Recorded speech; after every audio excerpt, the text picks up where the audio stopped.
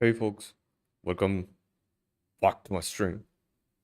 Today we will be continuing with adapting Moshi for low resource speech translation.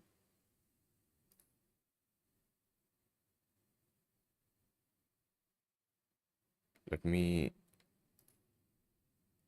verify if everything is working on the live streams.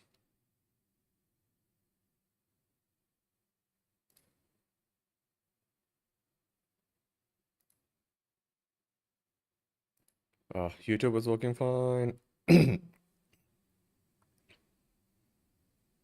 Jumping onto Twitch.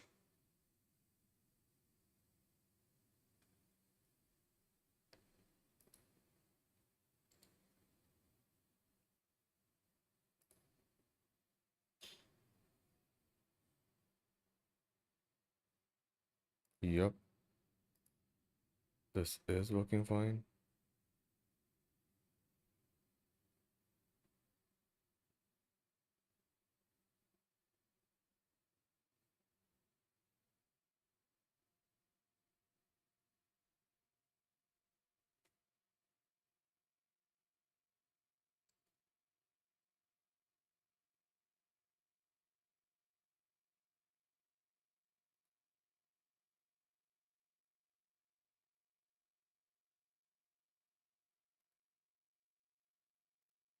Let me, yeah, I'm live on X as well.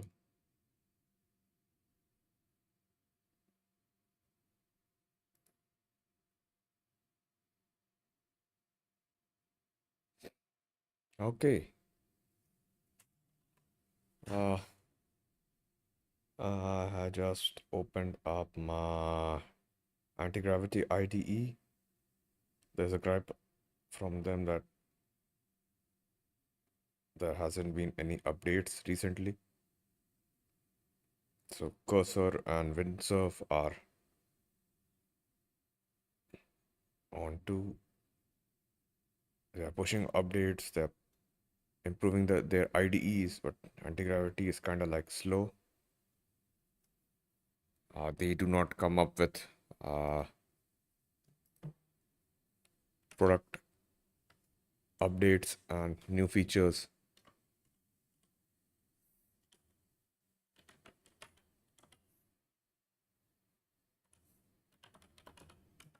as soon as they can. I think so because of the large org, the process is a bit slow.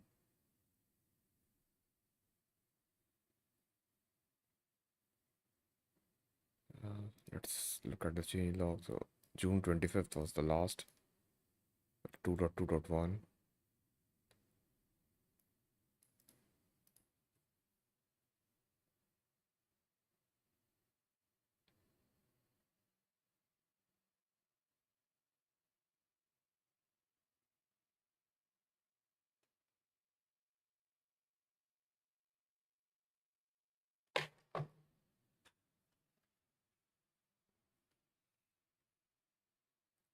Talking about the IDE.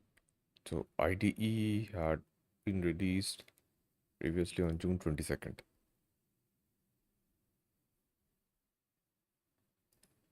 So not many people are using it. So I was thinking of booting it uh, anti-gravity and start using Cursor.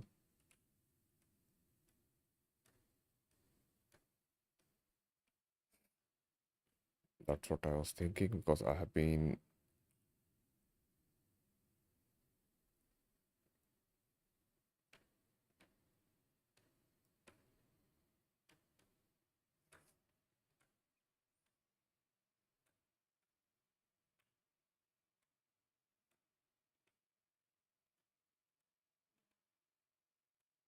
using anti-gravity for like since it was released, and I was using VS Code previously. So just have used Cursor on their free plans.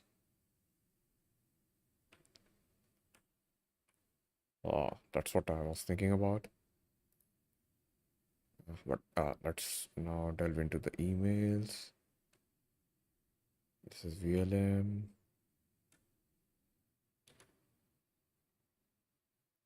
Omni OPT. Pixel, unifying 3D generation and reconstruction in pixel space.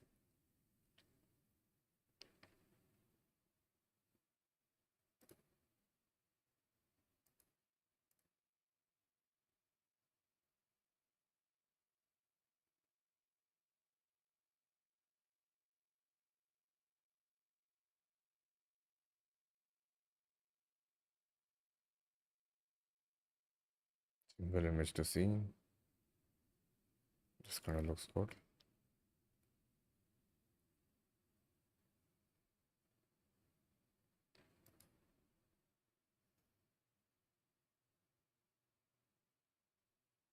They have completely changed the layout and the texture of the trees as well. But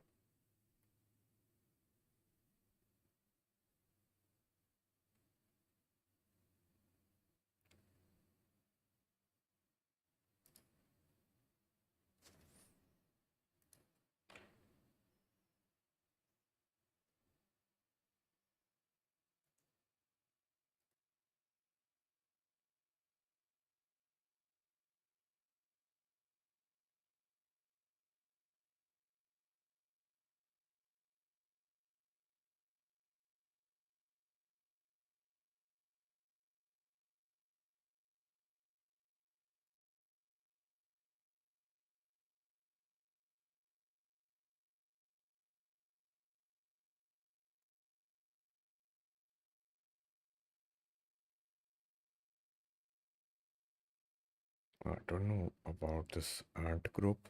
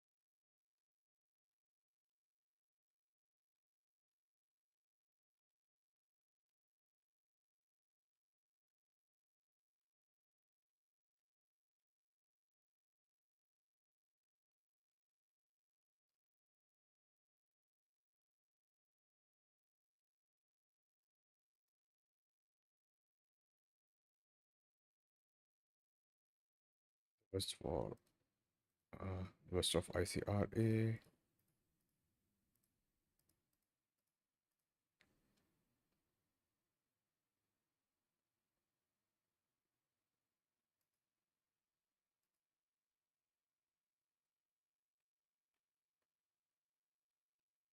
Interesting fact for this book, effective XG boost. This is a course. Effective XG boost. One of the two of his books, for two of his Matt Harrison's books, I was the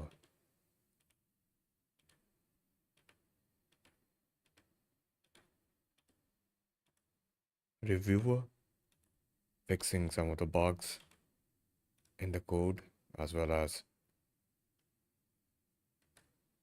trying to fix some of the editorial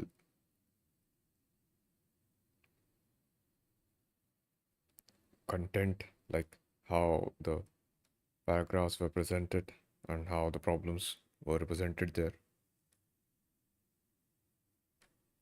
These, yeah, uh, docs and VLM Pro projects is Rock'em, native KV cache simulators, like uh, these aren't my day-to-day activity right now, so I'm kind of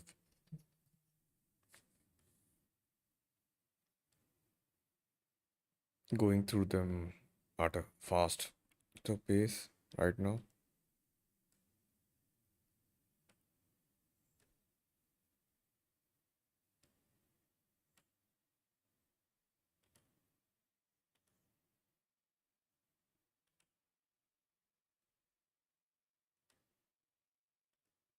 And since Fable 5 will be available till July 12th, so I was thinking maybe I could upgrade my Claude subscription to Max 5x. I tried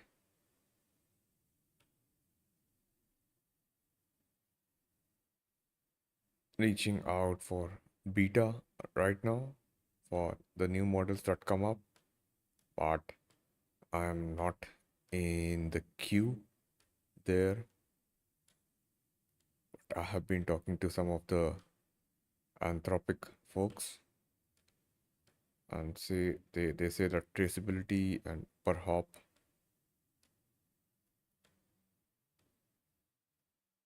looks muddled up, like it looks like somebody is doing some sort of a prompt injection on my Claude. So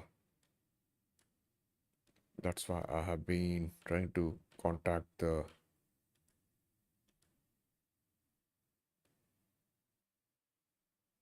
my local cops, the officials who are in charge of security from the government, the police, to try to get a hold of them for this issue that I have raised.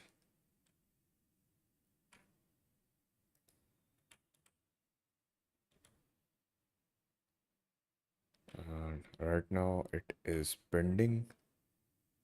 Let me show you guys the exact.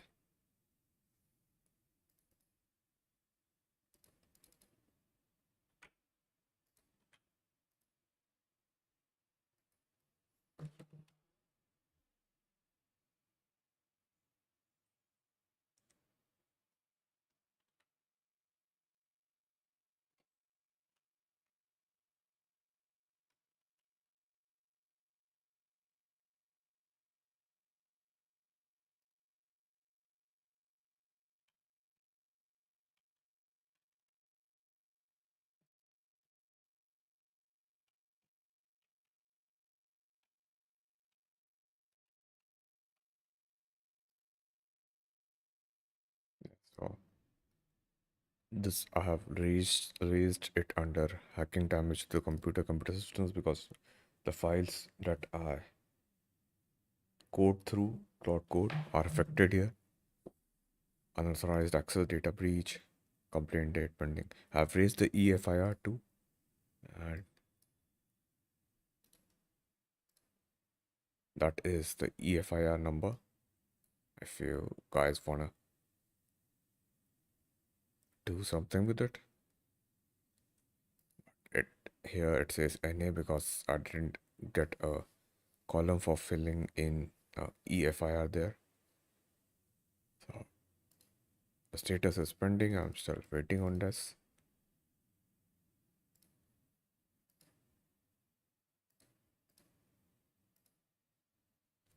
This is for all the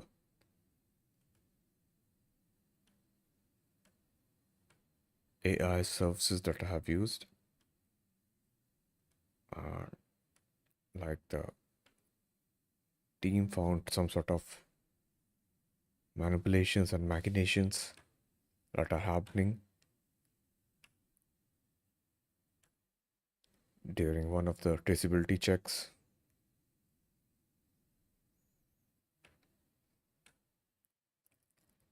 and getting into the network for forensics, the ops that the packets took to reach from the server to me, to my work, to my computer had some unidentified servers that shouldn't be there when tested against a clean computer, totally out of network area server, or a simple computer using the same kind of client instances of Claude Code and Gemini and others.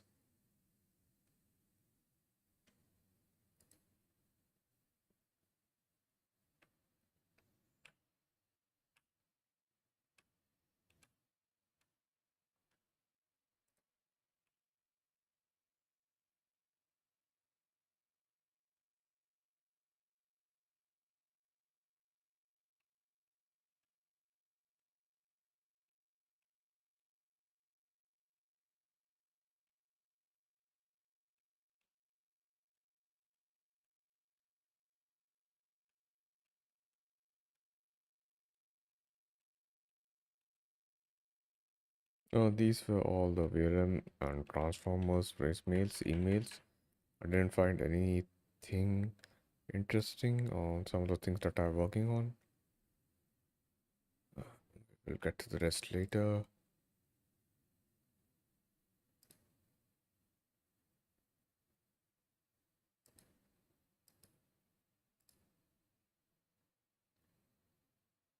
Let me see what model.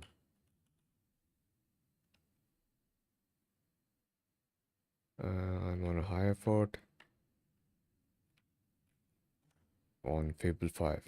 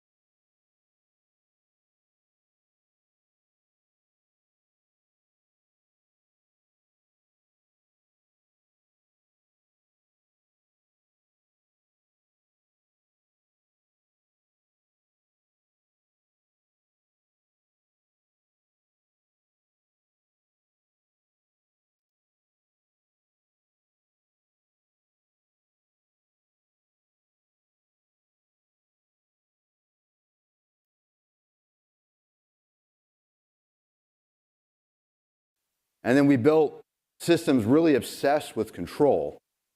We were calling them agents, but most of them are really, they were just kind of prettier workflows or chatbot plus plus kind of thing. And we tend to shoehorn our past experiences into everything. That's a human thing, we all do that. And so we're so used to solving problems a certain way with computers, decades of solving problems with computers a certain way. And by the way, that includes non-engineers, by the way, how non-engineers, just non-technical people think about using computers. So it's really hard for us to start from first principles when it comes to software engineering and using computers to solve problems. But a few years ago, there was a few people starting to poke around at that and try to figure out, what does agency mean in software and non-determinism?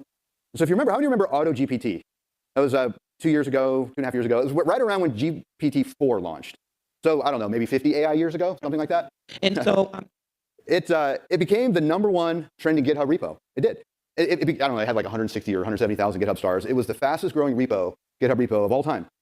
And I don't know if you remember some of them. There were spinoffs. There was Chaos GPT, which was a spinoff. Everybody remember that? It was tasked with destroying humanity. I don't know if you remember that. But it was popular because it offered a practical glimpse into what this kind of agentic future could be like. It was also popular because it was a spectacular failure from a user perspective. It was stuck in loops, it burned tokens needlessly, lots of bad hallucination, as you can imagine, with the models at the time. And if you really remember, in Hacker News, there was a dev that just replaced the feedback loop, with static code, and it got better results. I don't know if any of you remember that. So Avram from Tom's Hardware, he said, it was too autonomous to be useful.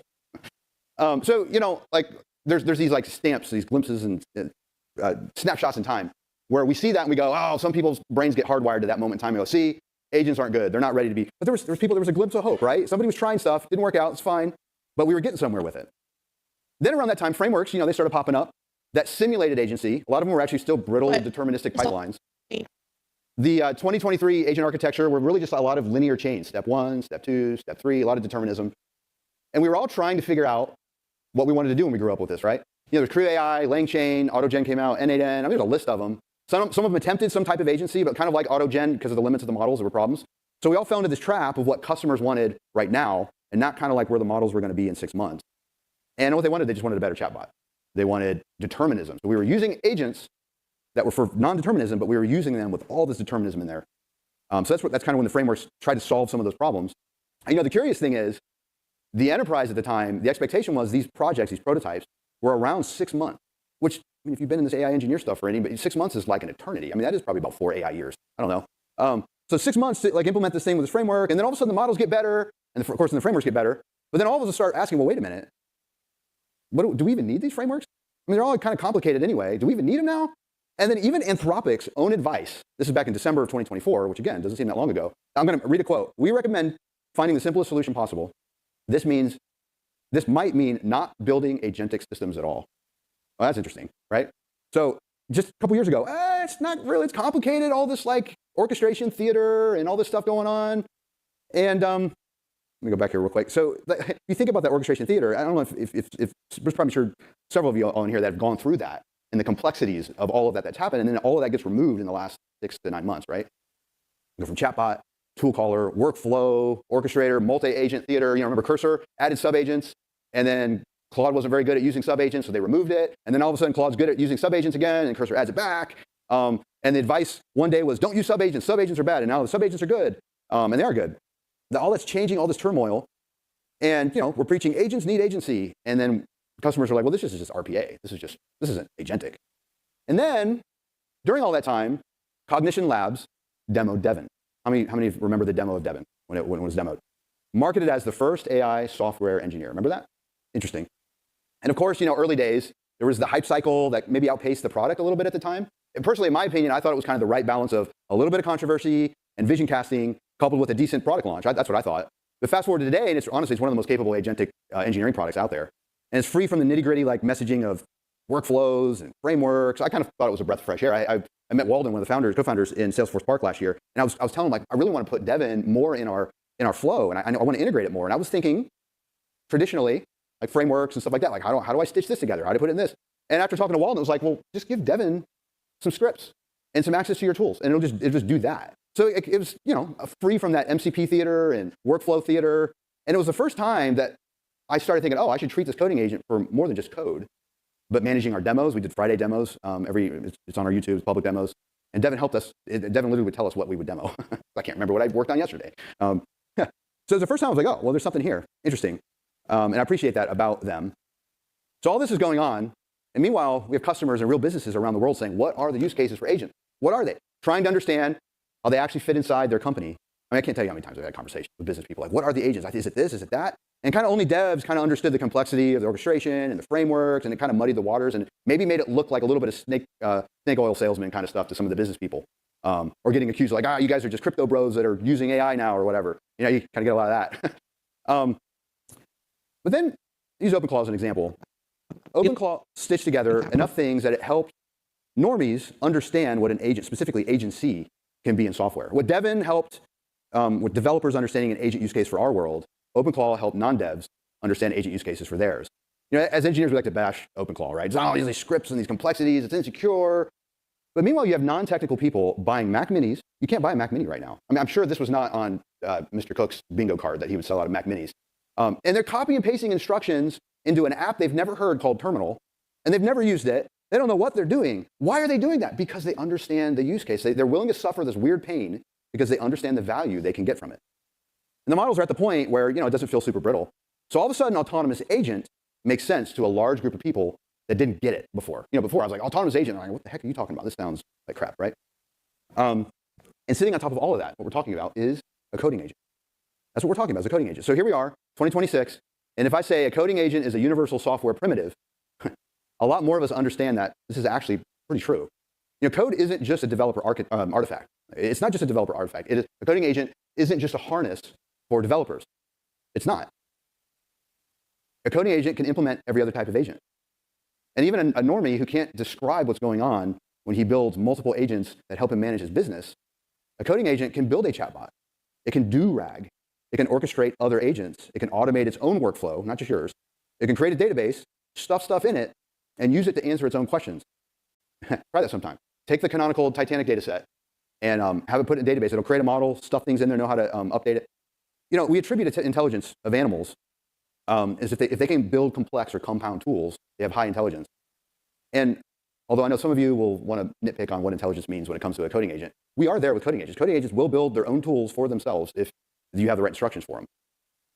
So in 2026, convergence is, I mean, this is the inflection point for us. You know, sandboxes are giving agents a body, model intelligence is now giving them the brain, right? We got these good protocols that we're starting to kind of figure out, the nervous system. Whereas, you know, a year ago, when I said agents need a different approach to infra, people were thinking, well, why does a framework need a different infra approach? I don't understand that.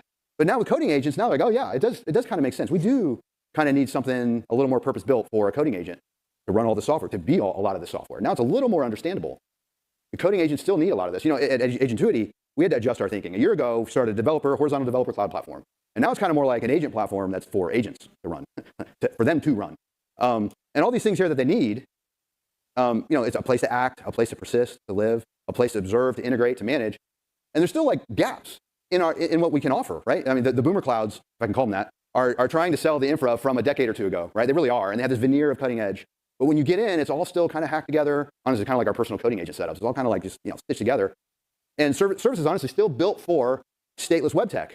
And then coding agent, you're like, I'm gonna try to shoehorn this into this. I mean, the story is always the same when I talk to people. It's like, oh, we started at serverless, try to deploy it, but guess what? My agent runs for 5 minutes and serverless times out in 30 seconds. And invariably after like a bunch of experiments, you end up on EC2 and you're running like we were software in 2008 over and over and over and over and over again. That's what we're trying to do at Agentuity is like, you know, make it so agents don't feel like they're running in 2008.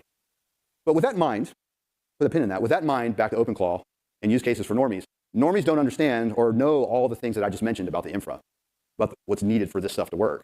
Yet still, Mac Minis are being sold at Apple, and they're copying, pasting, and they're getting outcomes. And this is the mind shift that I think we have to make. The coding agents, they are a fundamental to software. Now, non-engineers already understand this. They do. They maybe can't articulate it in all these crazy ways that we can, but I think they probably understand it faster than some engineers grasp it. You know, we're busy poking holes in the fact that coding agents make bad mistakes, crazy, stupid, idiotic mistakes. And you know, we're quick to point out agent psychosis, which I have, a lot of us have. But then the non-engineers, they're using this stuff, and they think when we're like sitting there complaining about it, they're like, are you using the same thing I'm using? Because I'm running my business on this, is what they're thinking. You know, if you're at a party and you're waiting, and this guy's talking about how he's done all these things, and you're just waiting for the pause, and you're like, yeah, but coding agents, they make mistakes. You're here, I'm here. You see the difference, you know? if you're there, they're going to look at you and go, I think you have psychosis. You have software engineering psychosis. That's what's going to happen. I mean, just as an example, so there's a man I know, he's in his mid-60s, very successful entrepreneur. He built a manufacturing company that did a bunch of stuff for Toyota. And now he started this construction company in Texas. And he was paying tens of thousands of dollars to HubSpot a month for this company. And he's like, I'm just going to build it on my own. I'm going to use coding agents, and I'm going to use coding agents to run the little bit of HubSpot that I use. And he did. He did it in about 3 months. Another example, on Saturday, I had, up in Jupiter, Florida, I had breakfast with this guy. He's 24 years old. He runs a window cleaning company. And he runs his business with a coding agent. His marketing, his sales estimates. So, if I told him, coding agents make mistakes, he's like, yeah, but I'm way up here in productivity. What are you talking about? There's a former CIO of a large financial firm that's in here today, and he uses it for his board meetings. So my point is, the foundational agent primitive is already a coding agent for normies. Maybe they don't realize it. Maybe they can't articulate it. And what kind of agents do you think are going to be tasked with working on the org chart, the focused work of things in the future? And I think it's coding agents. If you peer just in the near future, 6 months, or 10 AI years, coding agents will be used to create and manage other agents, to manage certain parts of the org chart's work. We're doing that with our competitive marketing. We have this it's called GEM. It's this set of agents that we have about 50 competitors or frenemies, we call them, that we monitor. And these agents are constantly watching. I won't tell you what they're watching, but they're watching all sorts of things, all sorts of signals. And we know everything about where we are, where they are, the messaging. This company's probably about to pivot because they changed this messaging a lot, and their sitemap, whatever. So it's managing a sizable part of our marketing stuff. And it will be used by non-engineers to manage their work and their organization. Leaders will direct coding agents, and it's not in TUIs, by the way.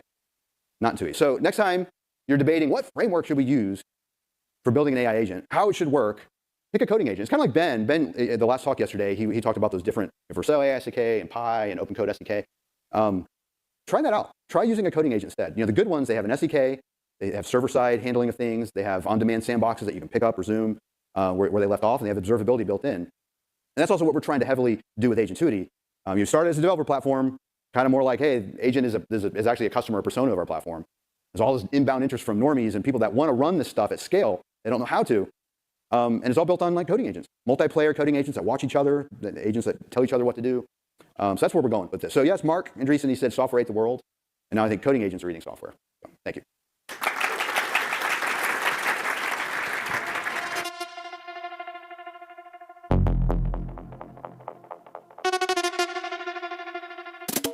Okay, how's it going, everyone? Having fun? Great. So let's say I want to build my app. I have a lot of data and about transactions, places, and there are relationships between them. And I want my agents or my app to query this information. I have to store them in a database. I can dump them in blob storage or maybe SQL database, but is there a better way to store all of this information, especially if there are relationships between the entities? And the answer is, of course, yes. The best way to capture these relationships is through graphs. And maybe the better way to store them in a database is to store them in a knowledge graph. And the next presenter is going to talk to us about how we can optimize our context engineering by leveraging these knowledge graphs. Please welcome Naya on the stage. Thank you. Thank you.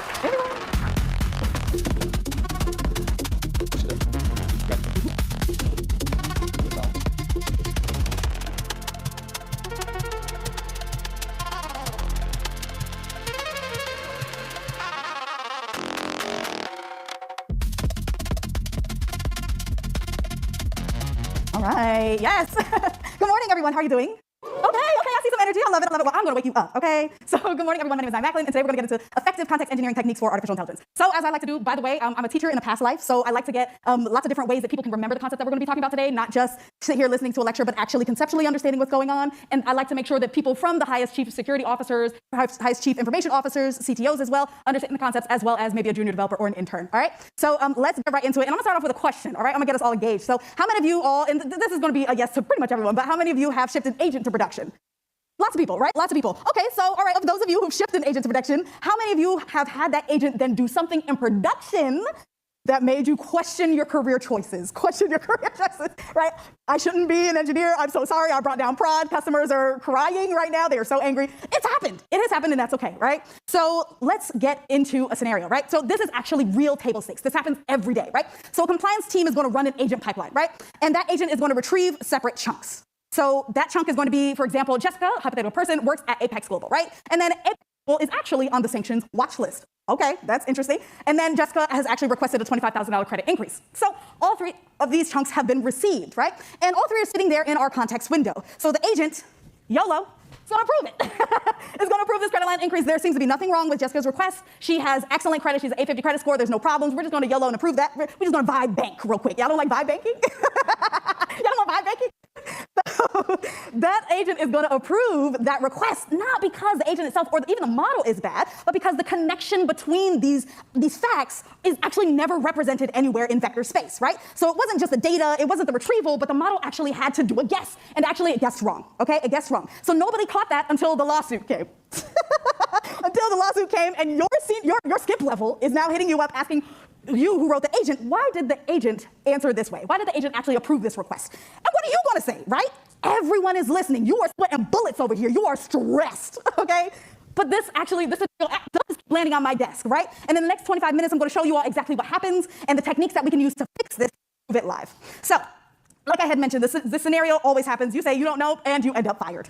Can't stand it. Need to pay these bills. So what's happening here is that text similarity, when we're relying on vector search, it finds documents that have a similar meaning, right? Structural similarity, on the other hand, finds entities that have similar connections. So almost is actually building the second one. And I want to give you this up front so that you know exactly what I'm trying to argue here. Every retrieval pipeline that we're using, right, in the room, we're using normal, naive, RAG, hybrid search, re-ranking, everything like that, it operates on one dimension, this text similarity piece. How close is this chunk in meaning to even the query itself? And that can get you like 70% of the way, right? It could even get you 80% of the way. But there's a second dimension that almost no one is building upon, and that is that structural similarity piece, right? Not do these two documents the same thing, but actually are these entities connected in the same way, right? So when we're thinking about a credit line increase for a corporate banking client, then we're also thinking about this concept of everyone listed, the employer is listed on the federal sanctions watch list. That doesn't mean the same thing, right? So your vector search is actually never going to surface those things as being connected, and they're not going to look at each other. But the relationship, right? The relationships between Jessica, between her employer, and then those sanctions as well, that isn't a meaning problem, it's a connection problem, right? So right now right now nobody really is using an agentic pipeline to see connections, and that's the vital dimension that we're missing here.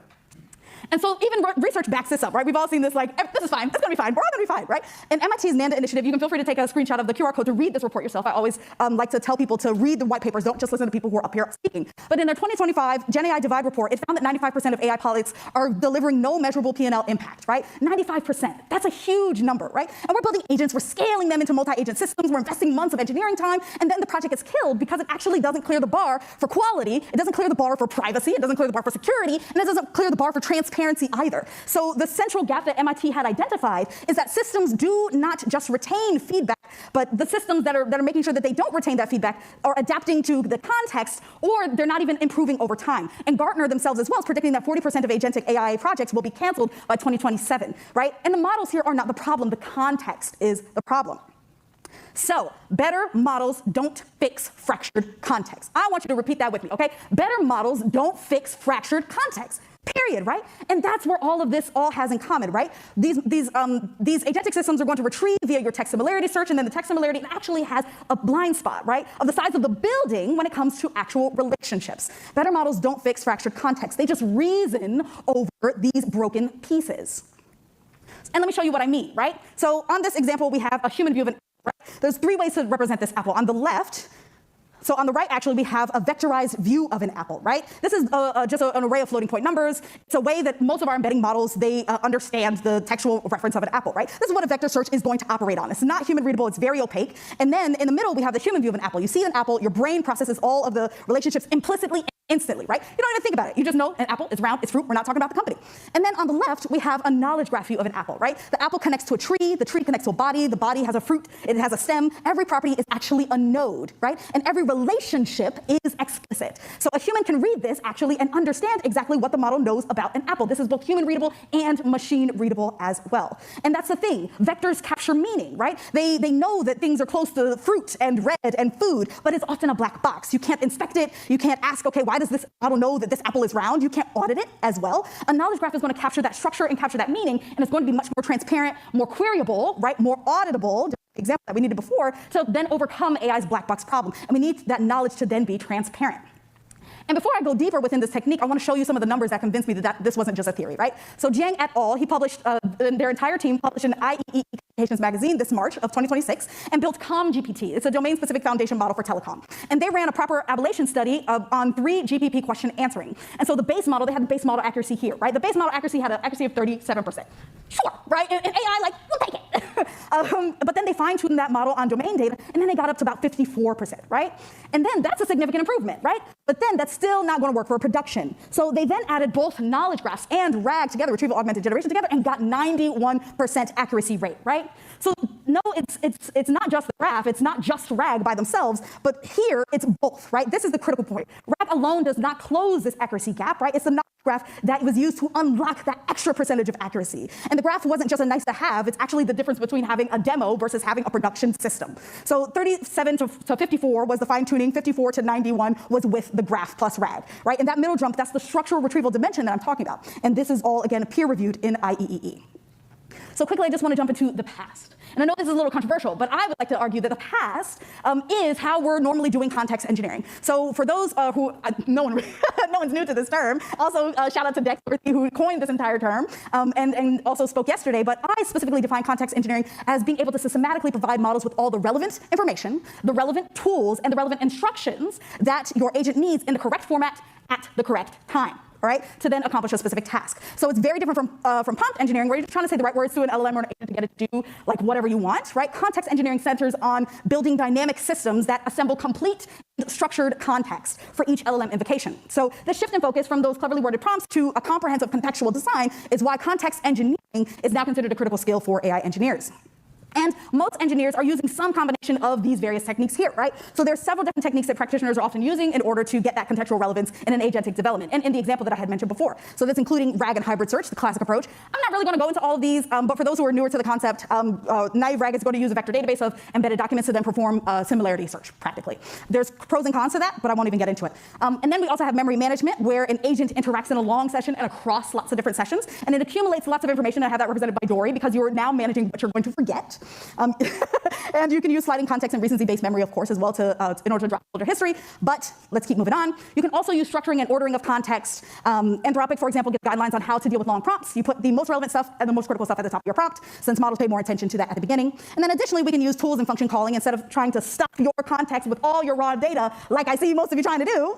We're actually going to give it the instructions on how to call a tool, right? And really, that's just a function for those of us who are engineers, where we can offload those tasks to tools. So for example, instead of giving an LLM your large like a large table and asking a question about that table, which would consume all of your context tokens, it might be better to give your LLM a database query tool, for example.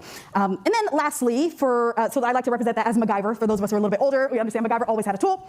But the method that I want to get into today is using knowledge graph augmented context. I had mentioned this concept of knowledge graphs before, and I'm not going to dive too much into it because of time, but knowledge graphs, and I'll do a representation so you can see what it looks like. Knowledge graphs are an extremely powerful way to introduce structured relational knowledge into an agent's context. And I like to represent knowledge graph augmented context as Sherlock Holmes, right? Because Sherlock Holmes is a perfect example. He's able to synthesize important information and then track down the clues, this tracing piece, in order to solve a particular problem, right? And this is exactly what context engineering allows you to do when you integrate knowledge graphs into your AI stack.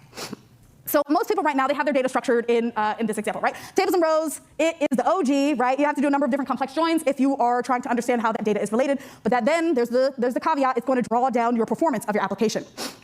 But if you structure all of that data, that same data, as a knowledge graph, then the relationships and the connections and the groupings become much more clear. So now your agent can hop from one node of information to the next and be able to actually trace where it went and explain the answer. And if you want to learn more about how to take your data and put it in a knowledge graph, we have lots of courses for free, and we're open source. So from an architectural standpoint, I just wanted to touch this as well before I get into the new concept. From an architectural standpoint, having a knowledge layer in the AI stack allows you to, 1, hold structure and meaning, 2, create a uniform memory layer, right, and retrieval layer for all your agents, and then 3, link and unify all of those data sources and objects together, and then 4, while bridging this human and machine understanding. And then at the bottom as well, you've got your existing data platform. So whether that be Snowflake, Databricks, relational systems, right? On top of that is going to sit this knowledge layer, which connects all of your structured and unstructured data in a consistent and semantically rich way. So from there, you can have your Gen AI apps and orchestration layers like LangChain or semantic kernel, or your agentic frameworks. They can then plug into and access that data contextually. But I want to remind people, this is not a concept that we have created. Knowledge graphs has existed for many, many years. And this concept of knowledge graphs and adding this knowledge layer, we think, is just important for folks to understand that it can drastically increase the accuracy, the traceability, and the auditability of your AI applications. Because many of us are just settling with vibe everything, right? Vibe banking, which doesn't make any sense, right? Why are we spending so much money to have inaccurate results? It's just not making any sense. So the future, what I'm would be the future of what building out context and then having explainable and audible AI agents looks like this concept. So has anyone read this paper, which came out in December? Let me see some hands. Anyone read this paper? It's called the AI's $1 trillion opportunity context graphs. Okay, like one or two. All right, well, for those who are newer to this concept, right? Like in present conversations around building AI agents, it has shifted from using techniques from context engineering, like using naive RAG, to using graph RAG, to then using knowledge graph augmented context, to now what I'm talking about, which is using context graphs. And it's not simply a change in terminology, right? The idea of context graphs has actually existed way before this paper, but the meaning behind it is actually really, really helpful for when building out AI agents, right? So when building out agents, we need this idea of this decision trace, right? So that agents can be auditable and can be more trustworthy and can be more explainable. And there have also been, and I have the papers right here, a number of different white papers and research around context graphs, even prior to that seminal article that came out in December. But we are shifting our understanding why agents make decisions, because agents are no longer simply tools that people are using to give you a particular answer. Now, agents are being built to make decisions about our everyday lives, right? Like this isn't a joke anymore. This isn't the demo. This isn't the fun like a POC that we're building. Now we're building out agents that are making decisions about whether someone gets a loan, right? And that has impacts on people's lives and their financial prosperity going forward. Like it's making decisions about whether they can own a home or what have you. It's making decisions in medicine as well, right? We're giving agents so much power, and that's why the ability and the necessity to audit the decisions that every agent is making is paramount, especially with context engineering. So, the missing why. So when an agent recommends approving even a $25,000 increase, like we had mentioned for Jessica before, but even a $100,000 credit line increase, and the question isn't just, is this the right answer? We have to understand that if we're just asking that question, we have no semblance of what memory looks like here, right? You're going to ask an agent about last week's conversation, and that agent's going to be like, what you talking about, homie? Like, I don't even know who you are right now. They ain't gonna say that, but you're also not going to have this audit trail, right? When something goes wrong, no one knows why your agent decided that. Y'all can try and see, okay, I can try and reverse engineer to see what ChatGPT or Anthropic Claude like said. However, that audit trail is missing, and that's the vital information, right? And then on top of that, there's no shared learning. You're going to deploy multiple agents, and they can't share what they've learned across sessions. So what is this concept of a context graph? A context graph is a knowledge graph that's specifically designed to capture your decision traces, right? The full context, reasoning, and causal relationships behind every significant decision. So this differs from simply opening your agent up to an audit log. For example, you might say, oh, I can just do that with an audit log. No, actually, right? That would have the line-by-line transaction history, but your agent now has this breadth of knowledge from context, right? With context graph, it has this breadth of knowledge from the things that were not written down, right? That could either be like the conversation that's happening in the senior architect's mind, right? Where they're making these trade-offs and these decisions when building out either agentic system or software in general, right? It can live in the Slack messages that you're building out right now. It can live in your email threads or even your Zoom meetings, right? All this connected data can show up in a graph that can show you all of that full context and the full why any single decision was made. And this is now going to include the causal chains and the decision traces within context graphs that can actually be queries and that can be traversed to ensure that your agents are more reliable, auditable, and trustworthy. So I have the same financial services model here, and we're going to go through a demo. Anyone work in, I doubt people work in financial services, but possibly, nope, exactly, 0 hands. But that's okay, we're still going to do it. But in this data model, I'll teach you all about financial services. We have a graph, and we're going to call these entities, right? These circles will be entities, but it's really just people, places, and things, right? And we also have events, the things that happened, like the what, right? And then lastly, we have the context and the why, the decisions, the policies, etc. That's the model. So we can get into what this looks like in practice. Boom, boom, boom. If you want to take a picture of this or actually look at the demo live, you can feel free to do that. Let me see where I put it. Nope. Where is? Okay, boom. All right. So I have a live one and I have my other one, but I was messing around with the code trying to add some new features. You know never to add new features last minute before you're going to do a demo. It's going to break. It's going to break. So I have a live demo here, and many of you we're all talking about context graphs, and we want to see how does this actually work in practice. So I'm going to run this query here. So we have a regular AI assistant for this financial services use case. We're going to ask ourselves, should we actually approve the $25,000 credit increase that we had for Jessica earlier? And let's see this graph get built. I want to make sure that everyone can see it. Yeah, perfect. All right. So we have a person who submitted a support ticket about a specific transaction. All right, we're seeing this graph get built. But that transaction is then going to trigger an alert, right, when flagging this entire account. That then alert is going to take all of that into context for this entire system, which is going to cause a decision trace, which you see on the right, which is based on policy and then communicated back to the person who owns the account in the first place. So think of this like an analyst at a bank, right, who's going to use this agent to respond to a particular customer request. The analyst is going to have this customer request come in. Should we increase this credit line increase for Jessica Norris? Should we do it? And the bank analyst can say, YOLO, bye bank. Let me just give that to you, Jessica, because you're my girl, right? Absolutely not. Thank you for laughing at my jokes.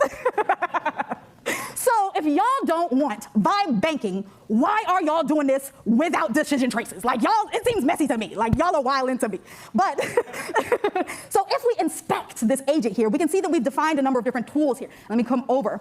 We can see that we've defined a number of tools. So we're doing this tool calling that we can see. I can't even see that, but maybe y'all can.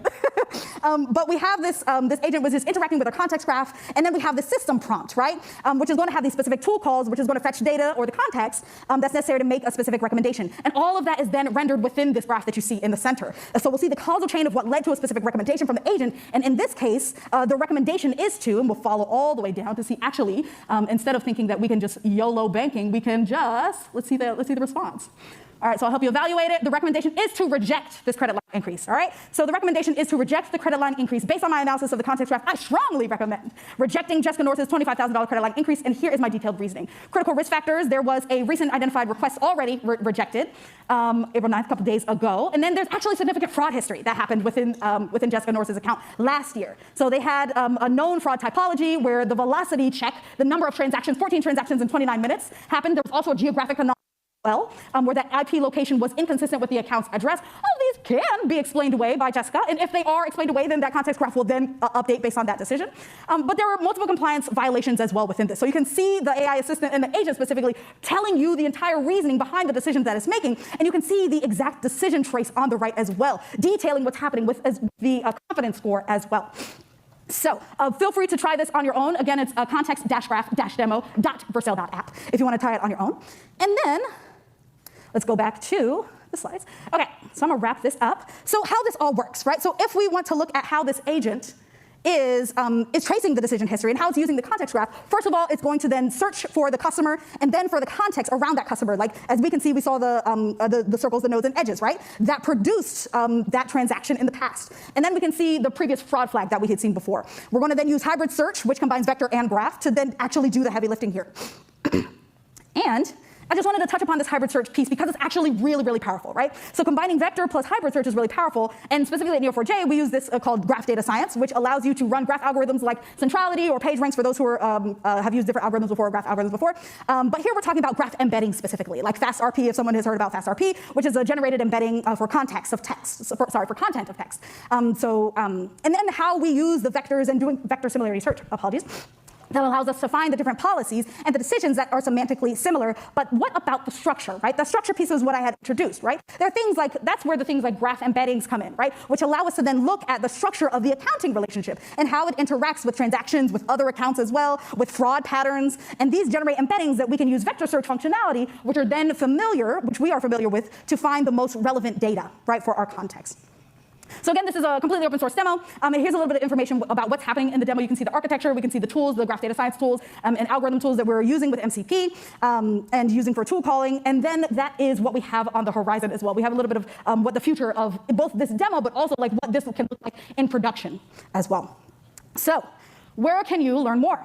Where can I even learn more, right? So there's so much different research that's being developed in this field of how to make agents specifically more trustworthy. Yes, please feel free to take a picture. All of this research can be found. It's very small, but it's graphrag.com/appendices/research. But this is just a small sample of some of the research that you can find on using both context engineering and using knowledge graphs and graph augmented context and context graphs, all keywords, in order to augment your AI agent development to make sure that they're more accurate, explainable, trustworthy, etc. And so instead, all in all, I want you all to go from, instead of being that one person who was saying, oh, yeah, like you're in the middle, your boss is listening to you, you're like, I don't know what happened, right? I don't know, please don't yell at me while production is going down. That's a real problem. Instead of being in this place where you're saying, I don't know, I want you to be in a place where you can, so that you can understand how to make your agents more audible and explainable. Awesome. Well, thank you so much. It was a pleasure talking to you, and I hope you had a great time. Thank you. Thank you. Thank you, Naya. Exciting talk. Yeah, good job, good job. All right, I want to take a moment to thank the folks who are directing this show. It's all the music, sound engineering, all the seamless transitions. They're sitting in the back over there. Let's hear it for Trish and team. Thank you, guys. You're awesome. Also, folks on live stream, please leave them some hearts. We read your comments, and we're going to use them to, make this experience progressively better. Year after year, we're here to stay. Okay, well, it's lunchtime. Let's be back here at 1:35 sharp. Enjoy your lunch.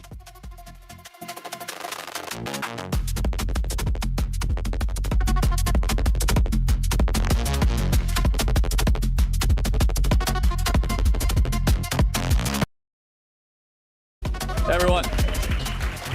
Good to see you all. Good to see you all. Thank you for enjoying this amazing conference. So I think this is the easiest announcement of the conference. I have one NVIDIA DGX Spark to give away. Woo! Yes, I've given one away today already. This is my last one. We at G2I have grown to, we're on track for $100 million in revenue with no VC funding, and we've never done any marketing. We have just given away cool things and tried to do good work. So with that being said, we do human data, specifically for coding benchmarks. The problem that we've seen with competitors is they're spread very thin across 20 different domains. We've been in the industry for over a decade, so the benchmarks are obviously getting harder. If you need staff level engineers, if you need architects, we provide those. We're also building very high quality RL environments. We're exclusive for now, but that will change likely at the end of the summer. So if you have an introduction into any frontier lab, I can't mention the ones that we're currently working with, but if you have introductions, you can come talk to me or our team at the booth, or you can email me at gabeg@g2i.ai, and this will go to the best intro into a frontier lab. And if there's multiple people that provide intros, we'll also provide free tickets to next year's AIE Miami or React Miami, or maybe even both, depending on how good the intro is. So come talk to us. We'd love to chat with you, and I'd love for you to be tuning models with this by tonight. So thank you.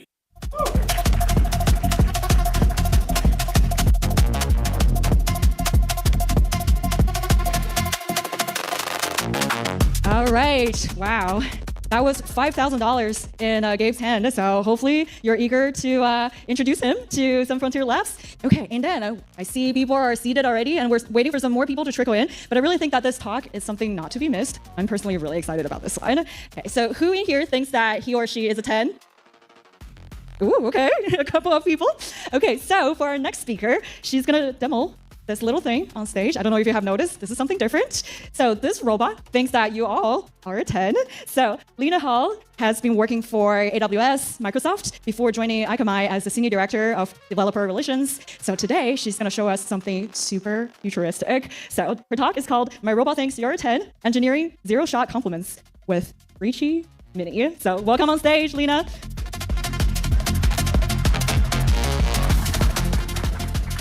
Hi, everyone.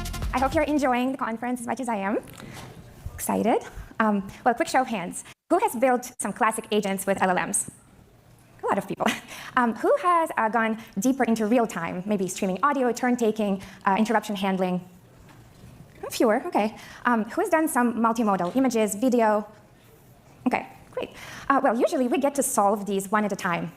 When we put an LLM and a robot together, we get to try solving these at once as one system, because it becomes the experience that people perceive as one interaction. Models are great. We are so lucky to have models this powerful. And models are commoditizing. But the ability to engineer the right behavior is not. In the last few years, the industry has been obsessed with model quality, which is great. We are getting better benchmarks, bigger context windows, newer architectures.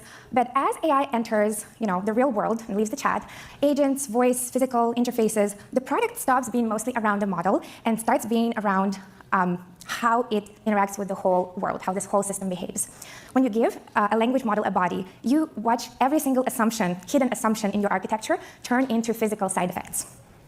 I'm Lena, Senior Director of Developers and AI at Akamai.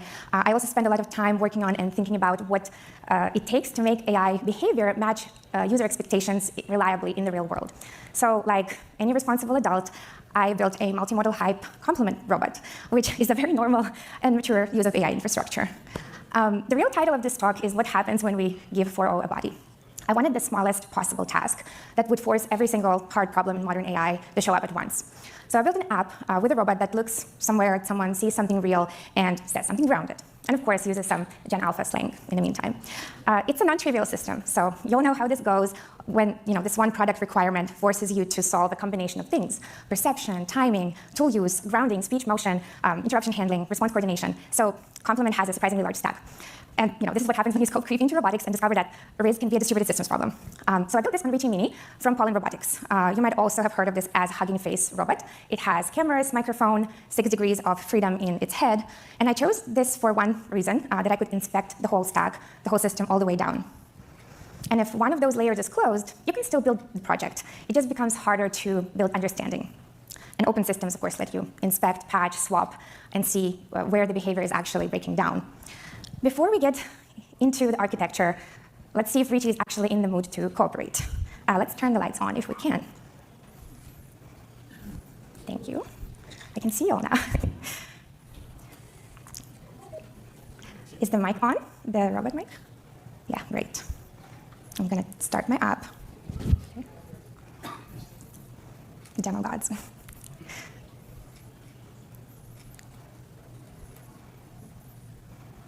Hi, Richie. Hey,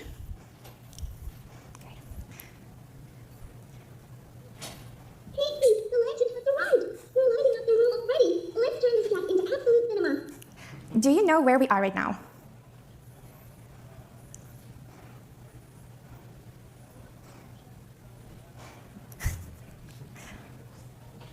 Do you know where we are right now? Oh, I see a winner asking about location. My sensors don't do GPS. Your vibe says main character wherever we are. Tell me what you see around you. I'm picking up some clues. I see a space that's looking pretty fresh. But the real showstopper is you. You're storing main character energy so strong, it's practically bending the pixels. You're the spotlight in the scene. What do you see in the audience? Yo, that audience is packed. No cap. We have the tool dispatcher, the movement manager, the camera worker, the vision manager, head wobbler. Tools run as background tasks against a shared tool dependencies object. Yo, that audience is packed. No cap. Making the whole. Your vibe just. Was saying yesterday that 6 months ago, he recommended skipping reading the code, and now he says we should read the code. Which version should we believe?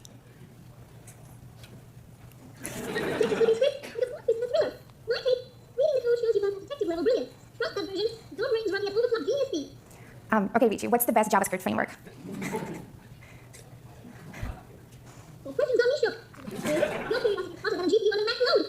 You can have opinions, Richie. Just pick one.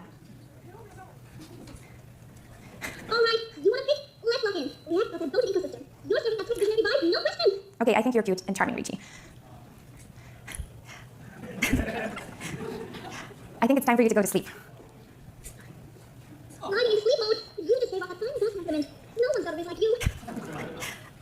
Well, I think the interesting part of this interaction is not the robot technical response, but it's about what, in reality, it takes for the interaction to feel coherent. So let me show you what the system actually looks like. There are 5 layers. Layer 1 is the physical robot. Layer 2 is the local media layer. It owns the audio I/O, camera I/O. It runs long-lived audio and camera pipelines, mic upstream, downstream, camera on a separate worker.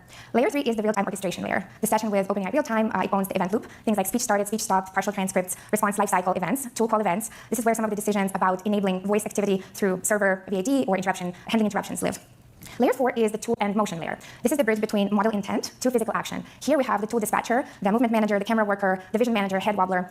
Tools run as background tasks against a shared tool dependencies object, so the runtime doesn't collapse into the hard-coded reference graph where everything knows about everything. And layer 5 is a profile and personality layer. Configuration, allow lists, instruction loading, and it shapes both what the model says and what it's allowed to do. And we'll come back to this one.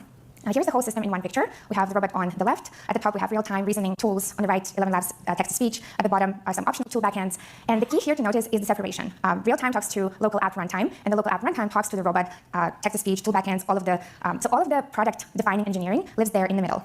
So the central layer is essentially the behavior runtime. It's everything between the model and the product experience in the real world. In most AI products today, the model is far more advanced than the runtime around it, and they may have a runtime gap. So let's actually look into the principles that matter. Principle 1 is model picks the intent and the runtime picks the action. So it's about the control boundary. The model is not directly controlling hardware. That's how you can create a really exciting afternoon. If your model is directly controlling hardware, I think you have skipped an important step. So if the model wants the robot to move, it doesn't automatically issue a servo command. It expresses intent and issues a tool call, and the runtime decides if and how it translates that into actual motion. So intent is model's job, and consequences are the runtime's job. The same pattern also works in the other direction for perception. When the model needs to see, it calls a camera tool, and then behavior runtime grabs the latest frame, encodes it as a JPEG, and injects it back into the conversation, so the bridge between sensor and context.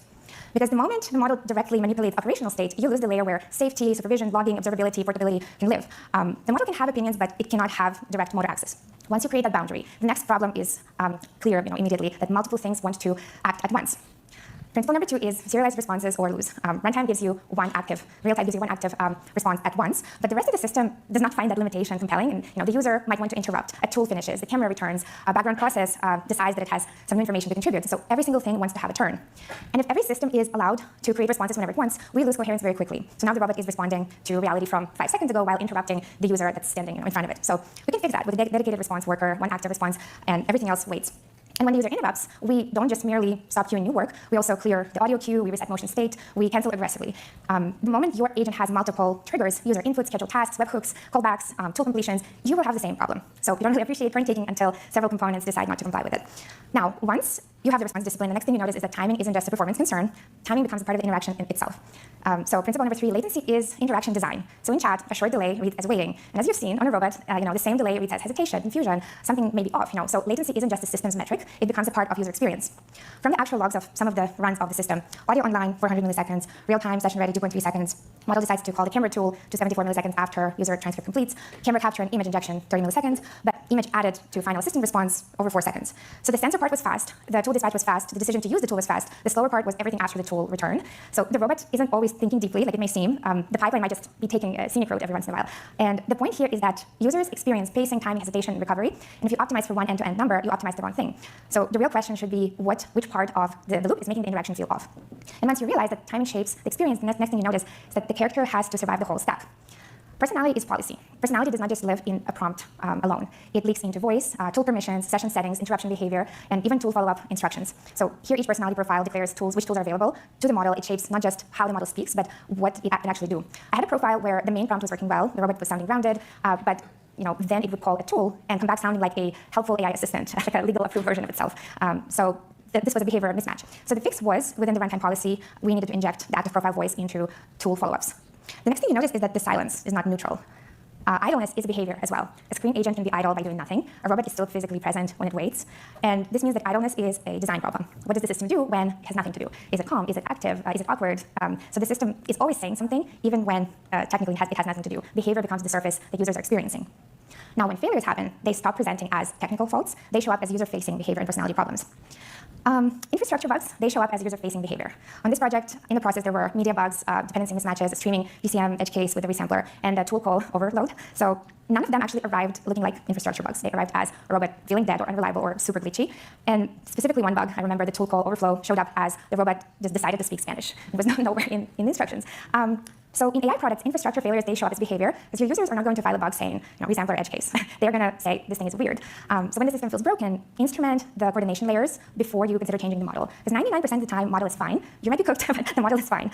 So once you have seen this enough times, the next point is kind of obvious. Behavior runtime is the product. If we swap the model under the system, the product survives. But if we get the runtime wrong, the product fails immediately.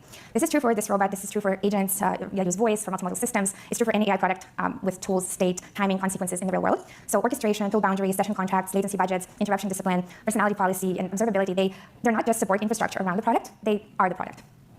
So if we zoom out, most AI companies today have a runtime that the model is way more advanced than the behavior runtime around it. And that layer is where I think the product quality goes to live or die. This layer is really built on top of engineering, discipline, and taste. And there's 3 actionable things that we can apply. 1, next time something is off in your AI product that feels wrong, debug the runtime before you blame the model. The model is almost never the problem these days. Number 2, start thinking about orchestration, session management, and tool boundaries as product work, not infrastructure work, and prioritize it accordingly. And number 3 is, if your systems background has made you feel slightly out of place in AI conversations in the last few years, I think the market is about to correct for that.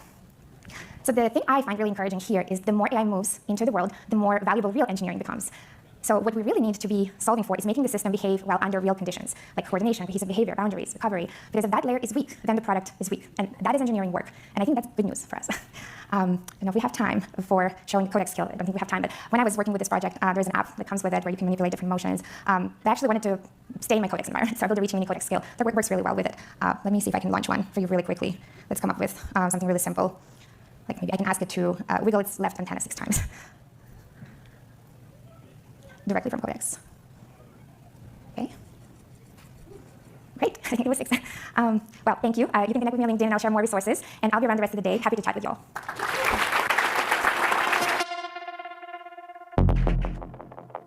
Great. Our next speaker does a lot with multimedia. He's in a music band, he plays guitar, he's done a lot of work on video infrastructure. But today, he's going to talk to us about something very important and exciting. The interfaces today are for human consumption, but as we saw, there are going to be a lot of agents instead of us interacting with these interfaces. So the question is, are these interfaces optimal for such use cases, or there are better ways to use them and to shape them and to form them for this agentic world that is coming? And are there risks associated with staying like this, interfaces for humans being used by agents? To tell us more about this, I invite Dave Kiss on the stage. Please welcome him.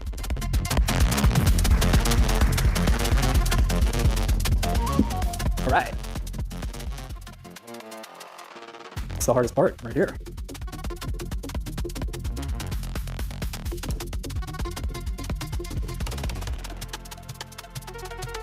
Good. Oh, look, good. Amazing. Look, I'm going to open this talk in a way that I don't normally open a talk when I give a presentation, and that is going to be with a humble brag. Bear with me. Y'all can tell me if I've earned this one or not. Back in January, I rebuilt my personal website. We did it. We did it.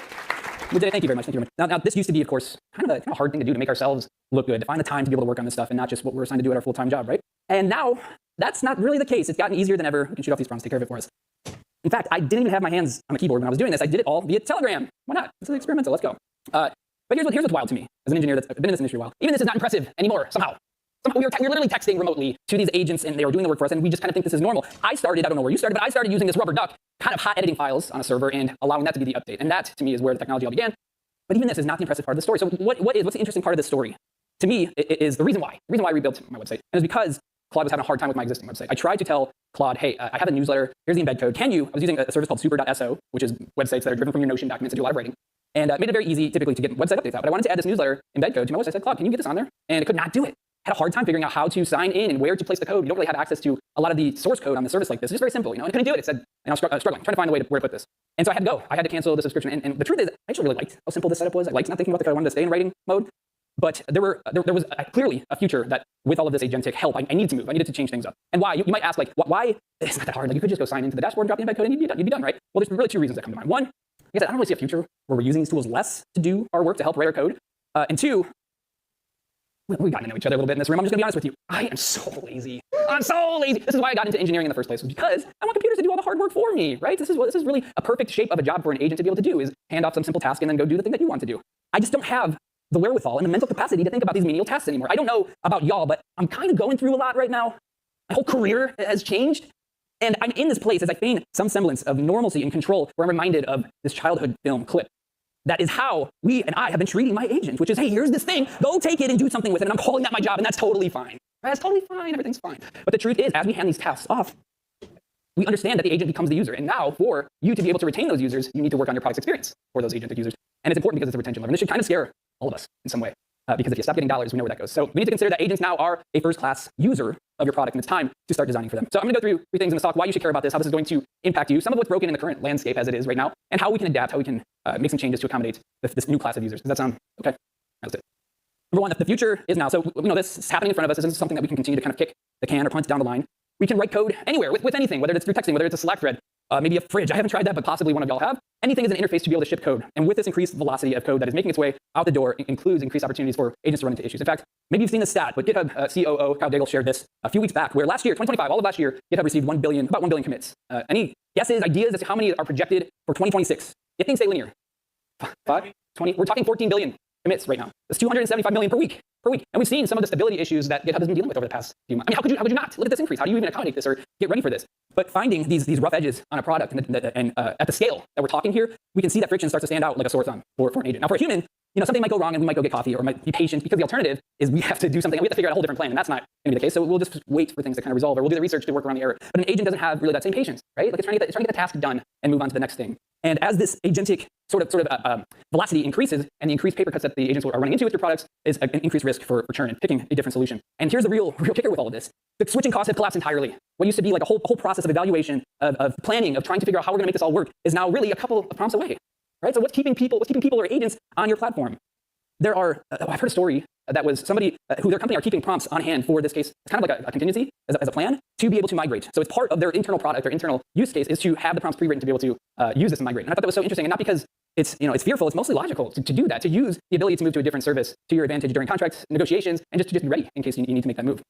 Wild. We spent all this time over the past few decades optimizing for the human user. And of course, that's not going away. And I'm not here to tell you that's going away. There's going to be human users. But we have this new class that we need to accommodate. And it's time to start asking what they need, because the agents are first-class potential user of your products, so we need to design for them. So let's talk through a little bit about agentic needs in some way, and what is out there, the gap between what you're currently offering and what these needs are. Now we see this dashboard. We created these beautiful dashboards. This is not one of them, but we've had these beautiful dashboards. We care about the meticulous design, the way things are presented, the way that we're showing these metrics. And unfortunately, this is worthless to an agent in some way. Of course, the data is not worthless, but the way that it retrieves that data is not represented in the same way when it needs to log in and figure out your UI. So are we having that same one-to-one parity in the dashboard that we're creating, and how an agent can access your data, including your API? I think that this gap needs to kind of be tightened so that there is that one-to-one parity. Maybe you saw this news from Salesforce, where now they've introduced Headless 360. All their data is now available with APIs, MCP, and CLI. Their co-founder, Parker Harris, was quoted as saying, "Why should you ever log into a dashboard again?" Parker, my brother, I've been waiting a long time to hear those words from you, my guy. I'm so glad to hear that this data is becoming available within the API as well. What about pricing plans and how those break down? We've seen Netlify has this as an example. Per seat pricing is something that they've kind of built their business on. How many seats does an agent really need? A single engineer that's using tens or hundreds of agents to access your product, is that going to work? Netlify says no. My friend Dom over there shares that world is done, and Netlify's adjusting and got rid of their per seat pricing. This is recent. This is, I don't know, a week or two ago. We've all seen this screen before. Contact sales. Who's contacted sales after they saw this screen? Yeah, nah. This is something I think humans and agents have in common. This is just really kind of a hard no, especially though when an agent is looking for a solution immediately to implement. This is kind of just a non-starter. So something to consider when thinking about gatekeeping API access. Even flat rate subscriptions is something that, I don't know, kind of gets me thinking how easy it is to compare prices now with all of the research that can be done, how easy it is to cancel. I'm a little more on the side of outcome-based pricing. How many wins can you deliver to the end user so that your incentives are aligned, or usage-based pricing is very similar to this in some ways.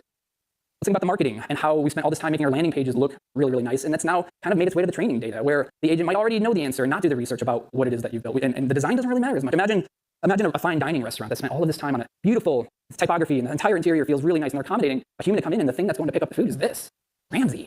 It doesn't work. It's a mismatch, right? Now, that's not to say that your marketing page doesn't matter. Of course it matters. But there's sort of a trickle-down effect of when we are promoting or marketing to other human users, they're posting about you. They're talking about you in rooms like this. They care about your brand. And that is the kind of stuff that ultimately makes its way into the training data. So we do care about the way that we're presenting ourselves still. Just kind of, we need to accommodate Ramsey. And we can't really tell who's a bot anymore. Bots used to maybe kind of be kind of bad. And now there's maybe some kind of good bots. And how do we figure out if there's a human user that looks like a bot, or a bot user that looks like a human? You don't really know what to expect anymore. So we need to increase the surface area to accommodate all of these different use cases. Agents are new users that we need to start thinking about. It's time to start designing for them. So let's go through some of the emerging patterns that I'm seeing of different companies and what they're implementing, and maybe what you can consider to bring back to the work that you're doing today.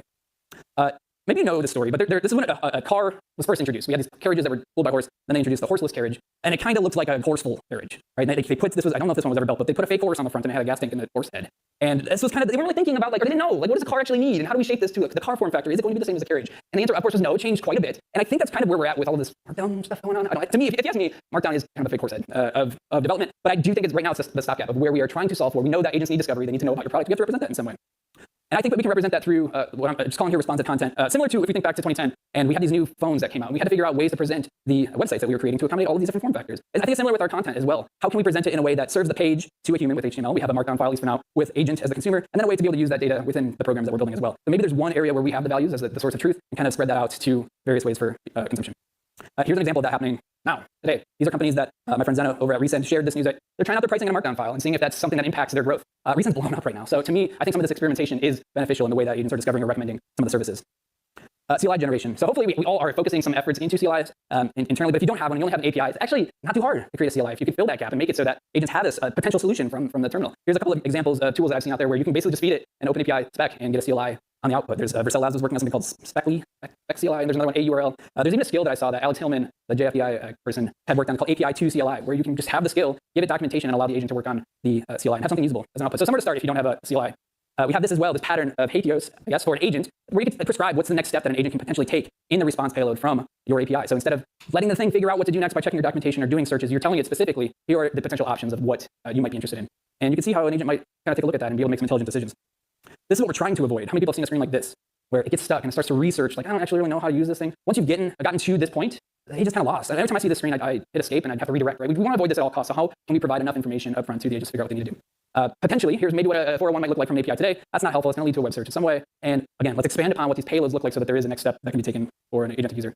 Maybe you've seen this one. This is what Stripe has been introducing recently for agents to be able to provision and manage the infrastructure that runs all of our products. This was kind of interesting, to me, an interesting approach of how maybe you can incorporate new services into the application just through the command line. What would it take to get your product compatible with an approach like this? I think it's just at least worthwhile, even if you don't want to be listed here, to understand how this stuff is set up from an agentic perspective and see if you can get your product compatible with a similar approach. There's even the payments area. We see the spec for X402, but even that, I think we had a discussion earlier with some folks who kind of mentioned that the blockchain, the underlying blockchain in the crypto is a little bit, there's some aversion there with that term in that world and how that can feel a little scary to adapt. But right now, you don't actually even need that. You can just create these one-off single-use cards that are locked to a specific vendor that have a budget and can be deployed now. So is there a way that you can take these dollars from an agent? Are you ready? Are you ready to allow for that sort of input? Here's another interesting one is the agent auth protocol. So this is just a totally theoretical example here. We don't support this at Mux, but it'd be cool. The agent can essentially ask for the permissions that it needs specifically to interact with the service. The service would then go back to the human user and ask for confirmation with a confirmation code, kind of like what you see on those TVs whenever you have to pair a TV to your account. And once you're approved, then you have this very specific scope that can expire, that can maybe only do one action, or maybe it's only good for an hour or something like that, that allows an agent from Cloud Code or whatnot to perform a single action on your behalf. So this is a really interesting one, I think, to look to. It's a spec that can be used and adapted. Hopefully something like this catches on. There's plenty of these that are out there. I think I'd like this one best, personally. Of course, I didn't even go deep here. I'm running out of time on MCP, where the browser becomes the MCP server itself. This is another spec being worked on by Microsoft and Google, where you have existing code, JavaScript functions that are maybe in your dashboard, but you can register tools against that existing code that an agent can work with, so you don't have to do a complete refactor, rewrite of all of your existing code. You can leverage some of that. So on the left there, that's the existing code that might exist, upgrade plan. On the right, you can register a tool that is capable of being, that you can work with that kind of code. And I think figuring out an agent access policy, this is more conversational and coming to a decision within your organization as to where you fall on the spectrum. Of course, like financial services or healthcare might be, this is actually, we're not quite ready for that kind of thing, where, I don't know, a dev tool might be on the other side of that spectrum. So I think that this kind of, this sort of thought about where you land is a really interesting and important discussion internally right now. Now, here's kind of a strange dichotomy. I work at a video company.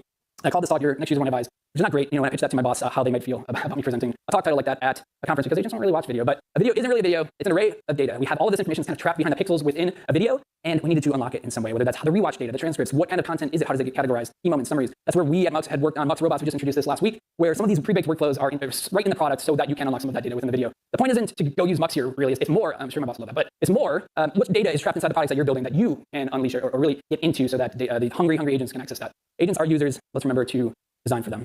Developer experience does have a new shape that we're all trying to figure out right now, but I think this is an important question to kind of keep asking about: can an agent really succeed on your product? There are ways that this is brand new, but measure it. There's agent readiness scores where you can plug in your URL to some of these tools. One of these is a Cloudflare tool. Other one is, or I don't know, check it out. Worth plugging in your URL, just kind of getting some interesting recommendations as a result for what you might be able to do for your property to make it a little more agent compatible. Here's an example response of one of those. Particularly, I wanted to highlight this link headers, which is a lot of people ask, like, how can an agent even discover my documentation or my entry point? This is a supported header that you can add as a response header to your request. The link header that will allow an agent to basically parse the response and see, oh, there's additional metadata associated here that I can go check out. Good entry point, somewhere to start. So here's 3 suggestions that I would give to you of what you can do when you go back home, ship a pricing markdown file, make it discoverable, maybe use a link header, rewrite your top 3 error messages and try to fix them, or give them a fix, an actionable fix and a link, and run Claude for your own products. We're always thinking about other products, but how do we stand up against all of this? Of course, I don't even know how much I just covered. I skipped so much too, but start small, start anywhere, just pick somewhere to start, and that's the most important part. Thank you for listening. I really appreciate your time.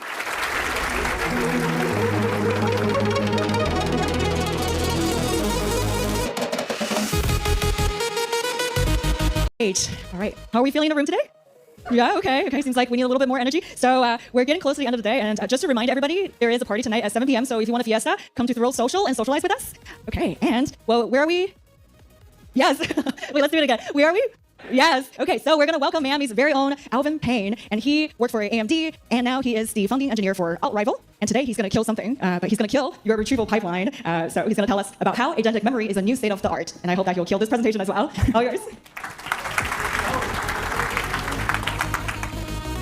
Hello, everyone. So what do you guys think of Miami so far? All right. So I'm here to talk to you guys about agentic memory. And by a show of hands, how many of you guys have had a very productive agent session this week and then run into this nightmare? All of a sudden, your agent is 10 times dumber. And so this moment right here, when your agent forgets, that's the memory problem. And for years, the field has approached it in a very familiar way. And that's to bolt additional infrastructure on top of the agent, and that's led to things like the RAG pipeline. And so I'd like to spend the next 15 minutes arguing for the opposite.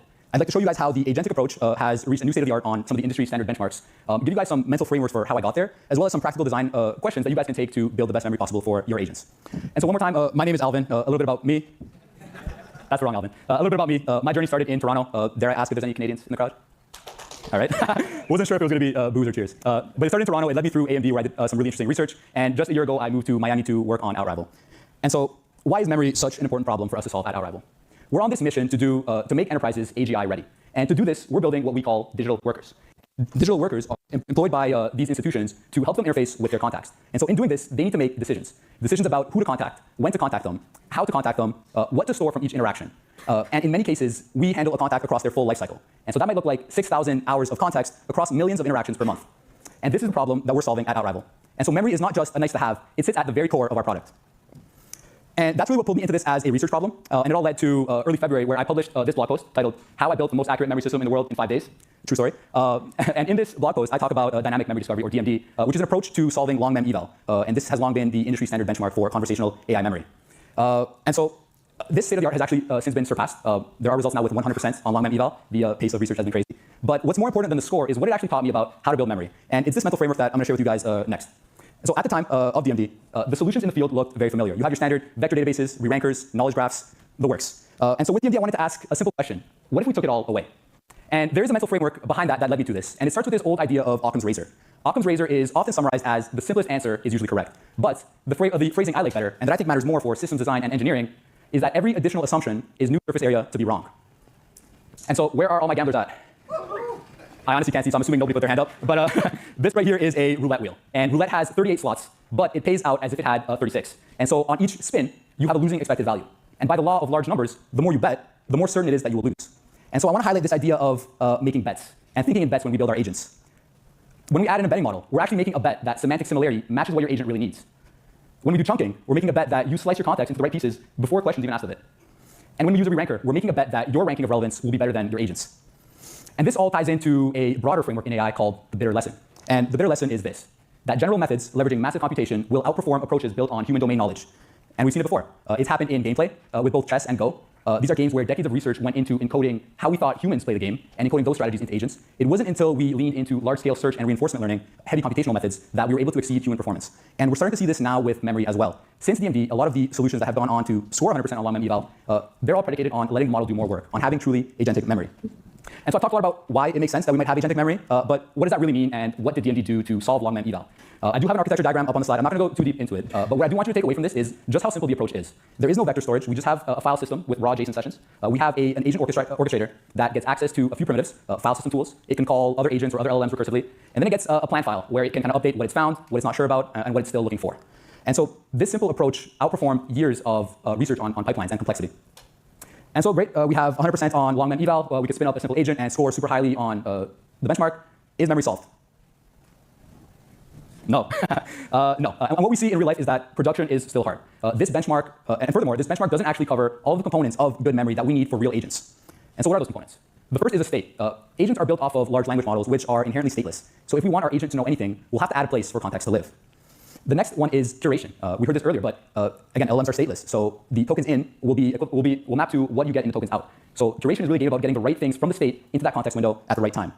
And the last thing, and what long mem eval and other benchmarks fail to evaluate, is the lifecycle. Our agent is working in the real world. It's doing real things, and the world is changing. So what persists? What do you update? When do you forget, or what do you forget? And furthermore, in production, you're going to have constraints. You can't reason forever. You can't wait forever. And so what comes out of this is that memory is a spectrum. On one hand, you're going to have raw memory, which is memory in a file system, an agent to reason over it and figure it out. That's that DMD style of approach. And I've listed some other popular methods in the field right now as well in the spectrum. And we're seeing that the raw side is actually more performant for the memory benchmarks. However, because you can't wait forever and because you can't spend all the money in the world, you might need to buy more structure and lean towards the derived side based off of your production constraints. And so your solutions will fall somewhere along this spectrum. It's just a matter of picking your bets. And furthermore, there's some popular failure modes that even with 100% on long mem eval, we still see in real life. The first of these is temporal reasoning. So how do you know what was true when and what changed in between? Entity disambiguation. If you have one session where it says Alvin loves Miami, and in another session it says the best looking engineer loves Miami, how are you going to know that these are really the same person? And lastly is principled forgetting. It's very non-trivial to think about when your agent should forget something and when context becomes stale. And so these are difficult problems that I would urge you guys to take up and help advance the field of memory. And so I want to start to wrap things up with this claim that if you're building agents, you're building memory. Those three components to memory are really the foundation of any effective agent. You need to track what's going on. You need to choose what to take from what's going on to put into that context window. And then you need to update that as your agent takes actions. So whether you call it that or not, if you're building agents, you're building memory. And I know the next talk after me is going to dive deeper into this, but I think Karpathy summed it up pretty well with his comment on calling it a skill issue. And he thinks that today's LLMs can already solve most tasks, and it's just a matter of getting the right things into the right window at the right time. And so I've had a lot of fun talking to you guys today and chatting with you guys over the last couple of days. I do want to urge you guys, if you want to keep chatting, find me in the hallway. We are hiring at Outrival. So if you love Miami, you want to work with a rockstar team right here in Wynwood, and you want to solve really hard problems and make the world a better place every day, please come find us. We do have some Outrivalers in the crowd today. Make some noise if that's you. So please find us after the talk. And I want to just close with some encouragement. This right now is the best time in history to be building. And the time is not just now, but it's right now. And so I hope you all go out into the world, do great things, and make great memories.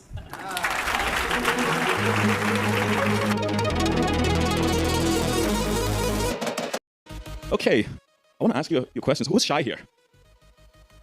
You are not shy. Don't have to. Okay, I forgot. Shy people don't raise their hands. So I'm gonna pick somebody by random, and I want to ask you a few questions. Let's see who we have here. Oh, it's much better. The lights are not in my eyes. How about you? All right. So where are you coming from? What's your name? And what was the most exciting talk you've heard so far, or top two? I'm from Miami. Exciting talks for me were... Your name? My name's Philip. I'm from Miami. I'm like the most non-tech guy here, so all this shit's really exciting to me. The memory stuff that we just did was really cool for me. And then I think, I don't remember, man, I'm still processing thing. Are you awake? There's some memory stuff. Okay. Talk was cool. Obviously, it's like a recency bias, but today's panel. So you met him already, but he's going to give us an interesting talk, and Ethel is going to introduce you to you. Yes, I love the engagement, Iman, because when I first read Eric's title for the talk, I thought he was insulting our MC skills, because the title is skills issue. Do you think we have any MC skills issue? Somebody told me we're doing 11 out of 10 over there. Yes, thank you. So I believe him. So we're so glad to hear a little bit more about Eric not critiquing our MC skills, but the skills for your AI agents. So Eric, you have seen him yesterday already. He was on the panel. He is the head of developer relationships for Rabbit, so their booth is right there if you want to engage with him more. But for now, he's going to tell us a little bit more about how we can improve skills for our AI agents. So Eric, are you ready to be back here on stage? Give it up to Eric.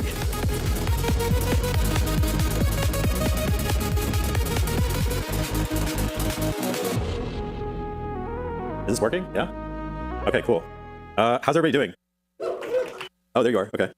Yeah, so my talk is about MC skills at conferences. No, I'm just kidding. Give it up for the MCs, right?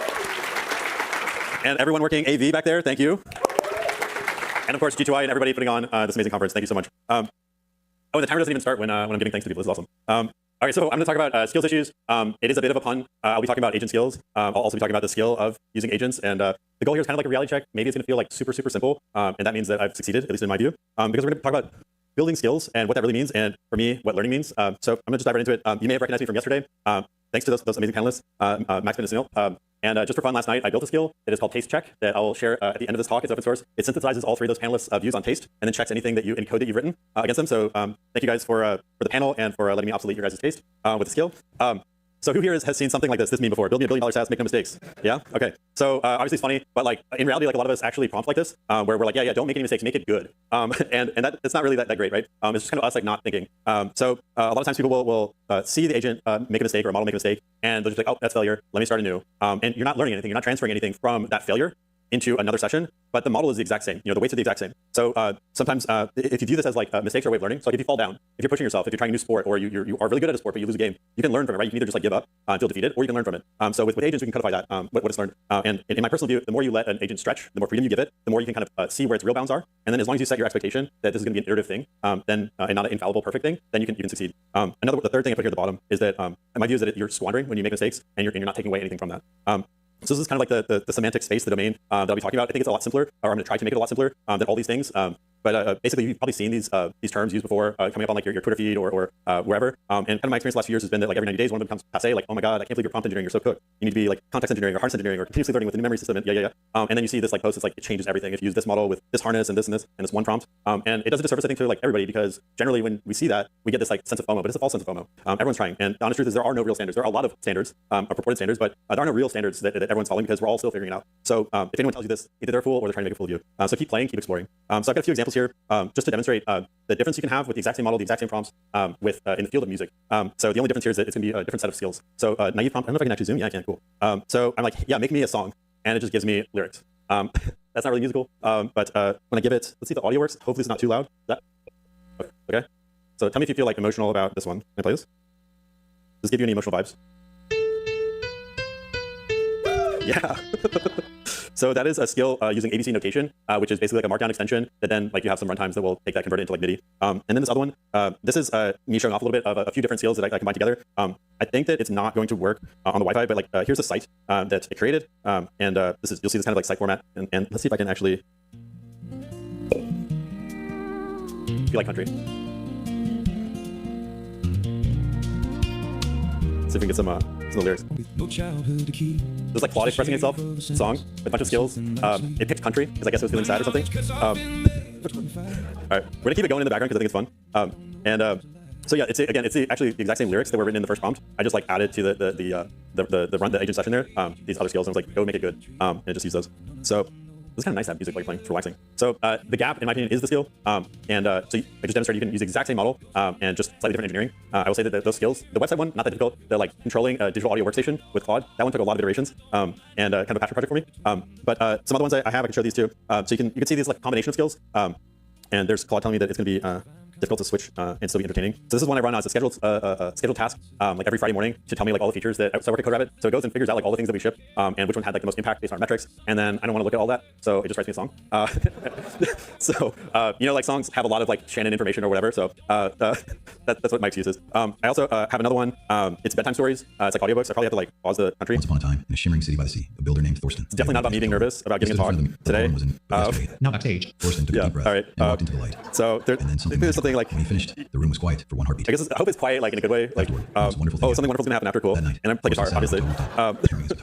So that one. Thank you. Thank you for following the storyline and clapping and being happy, and it was a good talk. So that one is also a combination of a lot of different skills. One thing that like always kind of made me wonder is like, why does Anthropic not make like other models besides like LLMs? So then I realized like if you're just a really good agentic model, that's kind of all you need, and you can let other people make them. So this one uses text to speech, like 7 different text to speech models. The scale like go back and forth. We'll talk about that in a second. But it also uses I think about 8 or 9 different image gen models depending on what it needs. So for the bedtime story like meta scale, it's just using those underlying ones to inform it of which calls to make to get what kind of audio, what kind of images, and then maps it so that the little highlighting of the words. There's a CSS issue. I don't know if you saw it. It's like a few pixels off. That's not the hard part. The hard part is like cutting the audio, figuring out where words are, and mapping them to it. That one took a really long time too. But I have 2 little kids, so passion project. And then oh yeah, we gotta get back to the music. Let's see. Let's do like it's like house. Cool. I got an immediate yes. Awesome.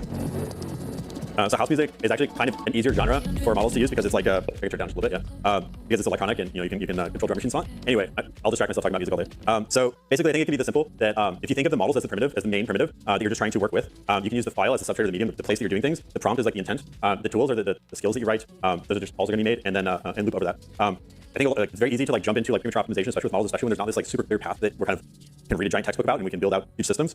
So start small. And just like if you can one-shot it, that is fantastic. I wouldn't call that a skill though. It just means it's part of the model already, part of the harness. Anybody can do that. You're really just writing documentation for what is already there in space. And maybe more importantly too, if you can one-shot the skill. So how many people here have made skills before? Okay, how many people have iterated on that skill? Wait, that's more hands than originally.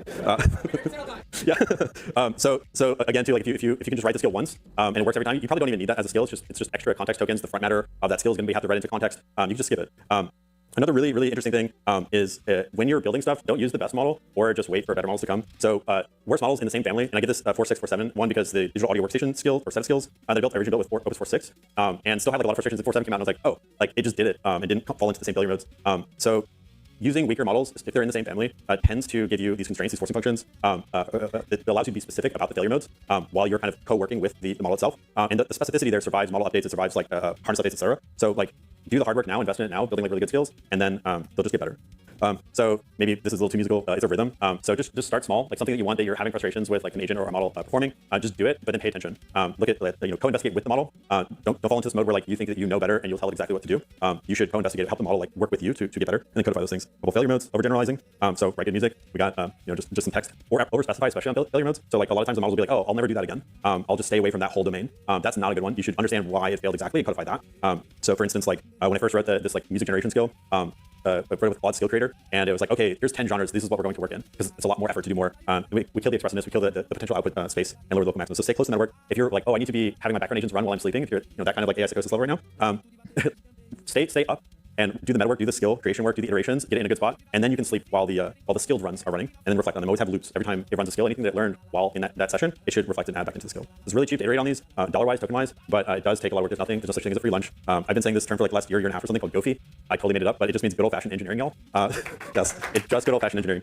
So another way of saying this is why spend 5 minutes codifying a lesson in a skill when you can spend 5 days watching the agent fail with fives. So just stay focused. Maybe one thing, who here thinks that we solve continuous learning or we need to solve continuous learning? That's 2 opposite questions asked at the same time. So there are a lot of these talks out there that are like, oh, like we're not going to have like super intelligence until we solve for this continuous learning thing, and no one knows what that will be. No one's able to define it. So it's very hand wavy, and I think it's BS because you can just write things down. Like as simple as this talk is, which I hope it's landing as a very simple, straightforward talk. You can just write things down in a skill. That's memory. You can have that in the context going forward in the future. That's memory. It's learning while it's running and then saving that somewhere. That's memory. Like I don't know how many other ways to say it, but you can get more out of the models. So we need some kind of like futuristic predictions or something like that. So like where's this all pointed to? I'll have 2 slides on this. One thing I think is really interesting and really powerful. I tried this out a few months ago with a Nematron model, building like a very simple coding harness in a terminal for Nematron to run, but giving it access to its own code base so they can write evals and then and run those outside of its own loop. There's other things like skill creator skills that help agents create skills for themselves. There's PyAgent, which is like purposely very simple bare bones, but then has this accessibility. So these are like self-modifying agent harnesses. I think these are really interesting as long as you keep an eye on it, even like on that kind of self-iterating loop. And then the other thing is like zooming out a little bit.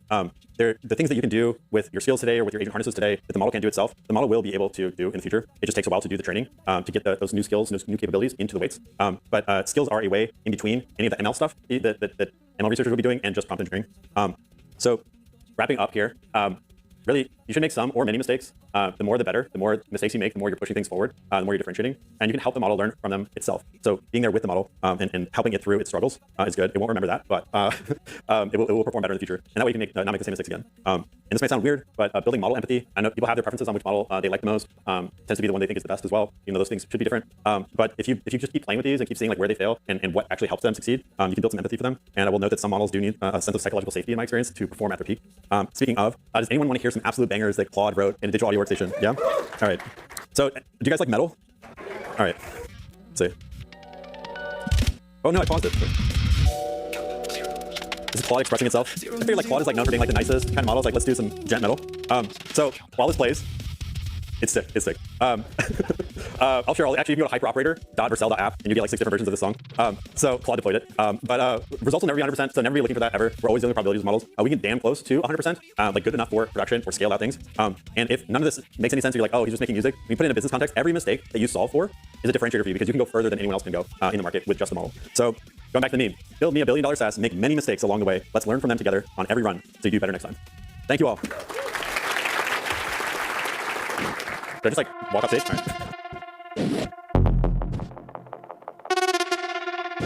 All right. What a great talk from Eric. So who here today is going to write a new skill after Eric's talk? Raise up hands. Amazing. Who's going to make some edits to their existing skills? Okay, awesome. Okay, so we're going to go for a break. And then after the break, there are going to be 4 more talks. So get ready for that. And just be back at 3:45 so you can hear all the amazing talks for the end of the day. And the last session is going to be really interesting. We can probably even start a debate about CLIs versus IDs. So definitely don't miss it. All right, I'll see you at 3:45.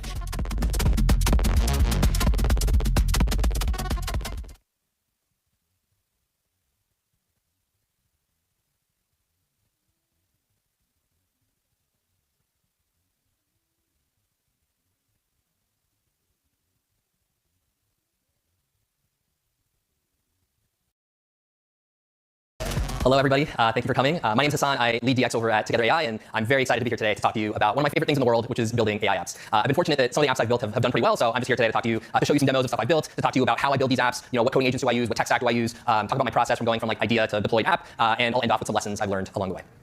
All right, so introduction, like I said, my name is Hassan. I build AI apps. That's the main thing you need to know about me. I've been building about 10 to 15 AI apps every year for the last 5 years. So I have a bunch of apps built. Some of the apps I've been lucky enough to have a couple million users. And also all of my work is open source on GitHub, so github.com/netlow. I build these apps with AI models from Together AI, which leads me to Together AI, the company I work for. We're an AI native cloud platform for running, deploying, and training open source models. We have a bunch of different models across the stack. We have like chat models and code models like GLM 5.1 and Communicate 2.5, and the Minimax models. We have image models like Nano Banana. We have audio models, both speech to text and text to speech like Whisper. We have vision models. We have embedding models. Basically, any model that you want to use to build your app, we probably host on our inference API. We also give kind of more advanced teams who have a lot of data the ability to fine-tune models from scratch on their own data with kind of LoRa fine-tuning or full fine-tuning or even RL. And lastly, we let teams launch GPU clusters, whether you want 8 H100s for 10 hours or thousands of GPUs in a really, really big cluster for a while. So that's Together. We have some cool companies that use us here on the bottom.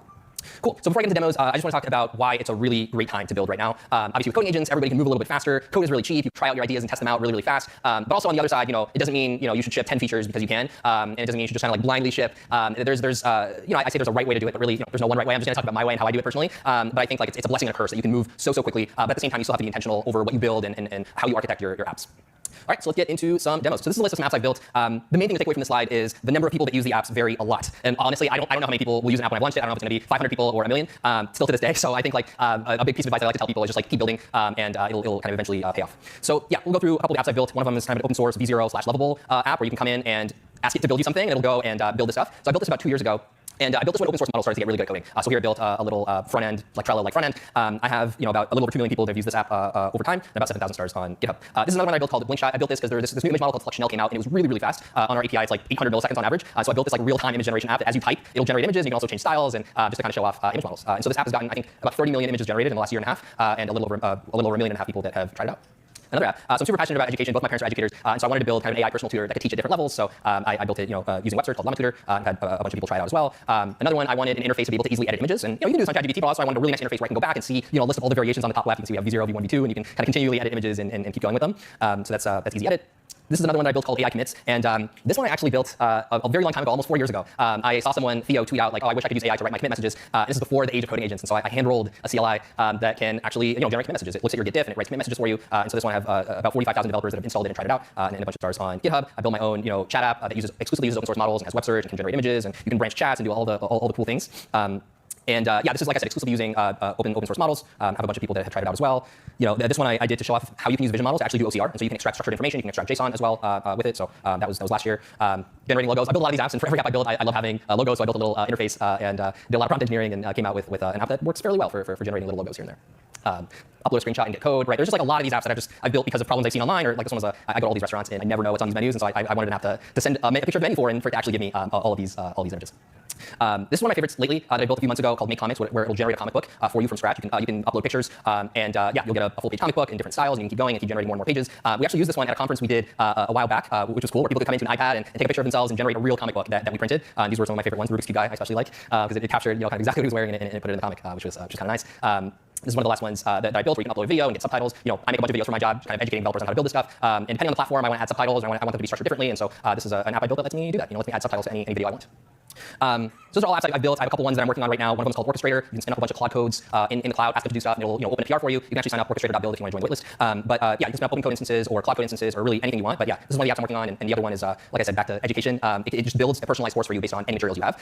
So for this one, I uploaded like a research paper to teach me about transformers, and it'll kind of go through and construct basically an entire course for me. Okay, cool. So those are some of the apps I built. I'm now going to transition to talk about how I actually build these apps and what I think about when I do. So what's my agent stack? Before that, actually, I want to talk about the architecture of these apps. So these apps are quite different, but an interesting thing is that like almost all of them have the exact same architecture. Almost all of them have, I start off with an input, right? Some kind of text input, put in a text and I'll generate an image from it, upload a PDF, upload an image, whatever it is, but it's some sort of input. And then I send it to an AI model that generates something, generates code, or it's a vision model that describes what the image is, or whatever it is, stores it in some sort of database, and then it sends it back to the user. So a very simple 4-step architecture for a lot of these apps. And I intentionally like to keep a lot of these apps very, very simple as well. This is the actual tech stack that I use, like I said, together for AI models. I have to use Next.js. It's a nice full stack framework. I use a serverless Postgres database called Neon. I use Clerk for authentication. Drizzle is my ORM. S3 for storing, object storage, storing images and PDFs and that kind of thing. Plausible for analytics and Vercel for hosting. So with people's tech stacks, I like to say, do what works for you. If you have a tech stack that works well, continue going with it. I kept mine largely the same over the years, just so I can move as fast as possible. Harness stack. So this one's a little bit interesting. So I use Codex for prototyping apps. If I have an idea and I want to get something in 30 minutes, and I don't mind throwing away the code, we'll usually use Codex for that. They have a pretty good desktop app that they've released recently. I'll then use Cursor for a lot of my everyday, like I want to add a new feature to an app, or I have this very large app and I want to be able to read code. So for when I need an IDE, I use Cursor a bunch. And then Claude Code, I mostly use it for PR reviews. I like to use different models for writing my code and reviewing my code. I notice that tends to help a little bit. Cool. This is a question I see a lot on Twitter, which is should I be running like 1 million parallel sessions to build everything that I can possibly build? And usually what I tell people is no. I don't think you need to spin up 10 or 15 sessions. I think multi-agent orchestration is really cool, and I think like you can use it. And if you have 2 ideas at the same time, you can do that. But I usually find that like the gains stop after like 2 or maybe 3 parallel threads. So that's what I notice works the best for me. All right, process for building these apps. I have this like 7-step process. The first one is like I always have a list of ideas. I have a list of like about 150 ideas right now that are kind of stack ranked. And anytime I think of a new idea or get inspired on X or Reddit or wherever else, I add it to this list. And so I have this running list of ideas. So anytime I want to build, I don't have to sit and think about, what should I build today? I can just go to the list and like read the top 10 or top 20 and pick one of them and go and build it. So then I come up with a good name for it. I think through how it's going to work a little bit. I don't just like send it to an agent right away and be like, hey, build me an app that does X, Y, and Z. I try to think about, okay, like this is going to have one screen. I'm going to ask the user for this, and then this is what's going to be output. So I try to think through it just a little bit and give the agent a little bit more context. I try to build the simplest version I can of it. Sometimes I'll come up with a very like grandiose idea that has all these things, and I have to like ground myself and be like, okay, what's the simplest possible version of this app I can ship?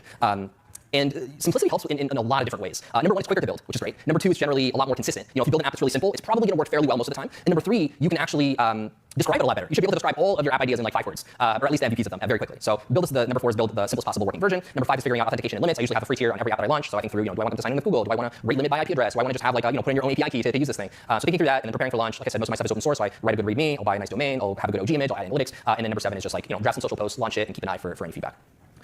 Cool. And then this is what I'm going to end off with, just a couple of lessons I've learned in just general advice for building these apps.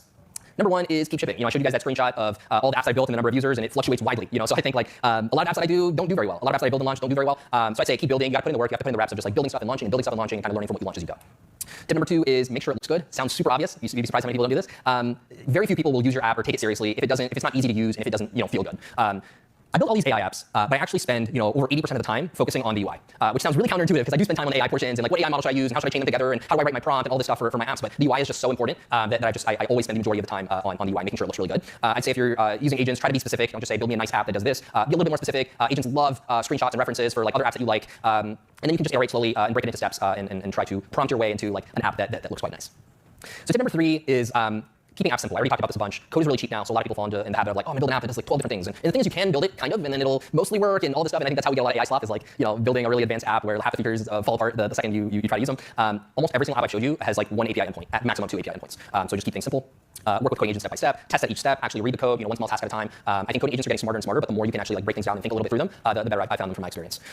This one is one that I do a lot for a lot of my apps, which is incorporate the latest AI models in there. So AI models are dropping all the time, and a lot of the time a new AI model drops that kind of unlocks a new capability or unlocks or just like is significantly better at something very specific. There's a model that came out that was started to get really good at like image to code, give it an image and generate code. And so I just went and built an app with that, and it did really, really well because it kind of wasn't previously possible, or at least it wasn't previously possible to do in a really nice way. So I always recommend, use the latest, if you're building AI apps, use the latest AI models in there, so it's more impressive. This is an example where I did that. Nanobana had just come out, and this is like 2 days after I built this app, where you can upload a PDF and it generates an infographic for you. And it sounds really cool, but really, I take the PDF, I scrape the text, I send it to Nanobana, and I show the user an image. And so it's so simple. I built it in a very short amount of time, but it did very well on Twitter and got thousands of likes and hundreds of thousands of impressions and everything like that. It's because it's a new capability. Image models previously were not able to build these really nice infographics. So I love this concept of like keep up with the latest models and try to build something cool with them. And then I think my last tip is relaunch apps with new features and new models. A lot of the time I'll build an app and then a year will pass by and then models are just so much better that when I replace an old model with a new one, it kind of drastically changes the app, right? Like it becomes significantly better to the point where it feels like a new app. And then I'll just go and relaunch it and be like, hey, here's version 2 with an updated model and all this stuff. And so that tends to do quite well with these apps. Awesome. That's all I have. Thank you so much for coming. And yeah.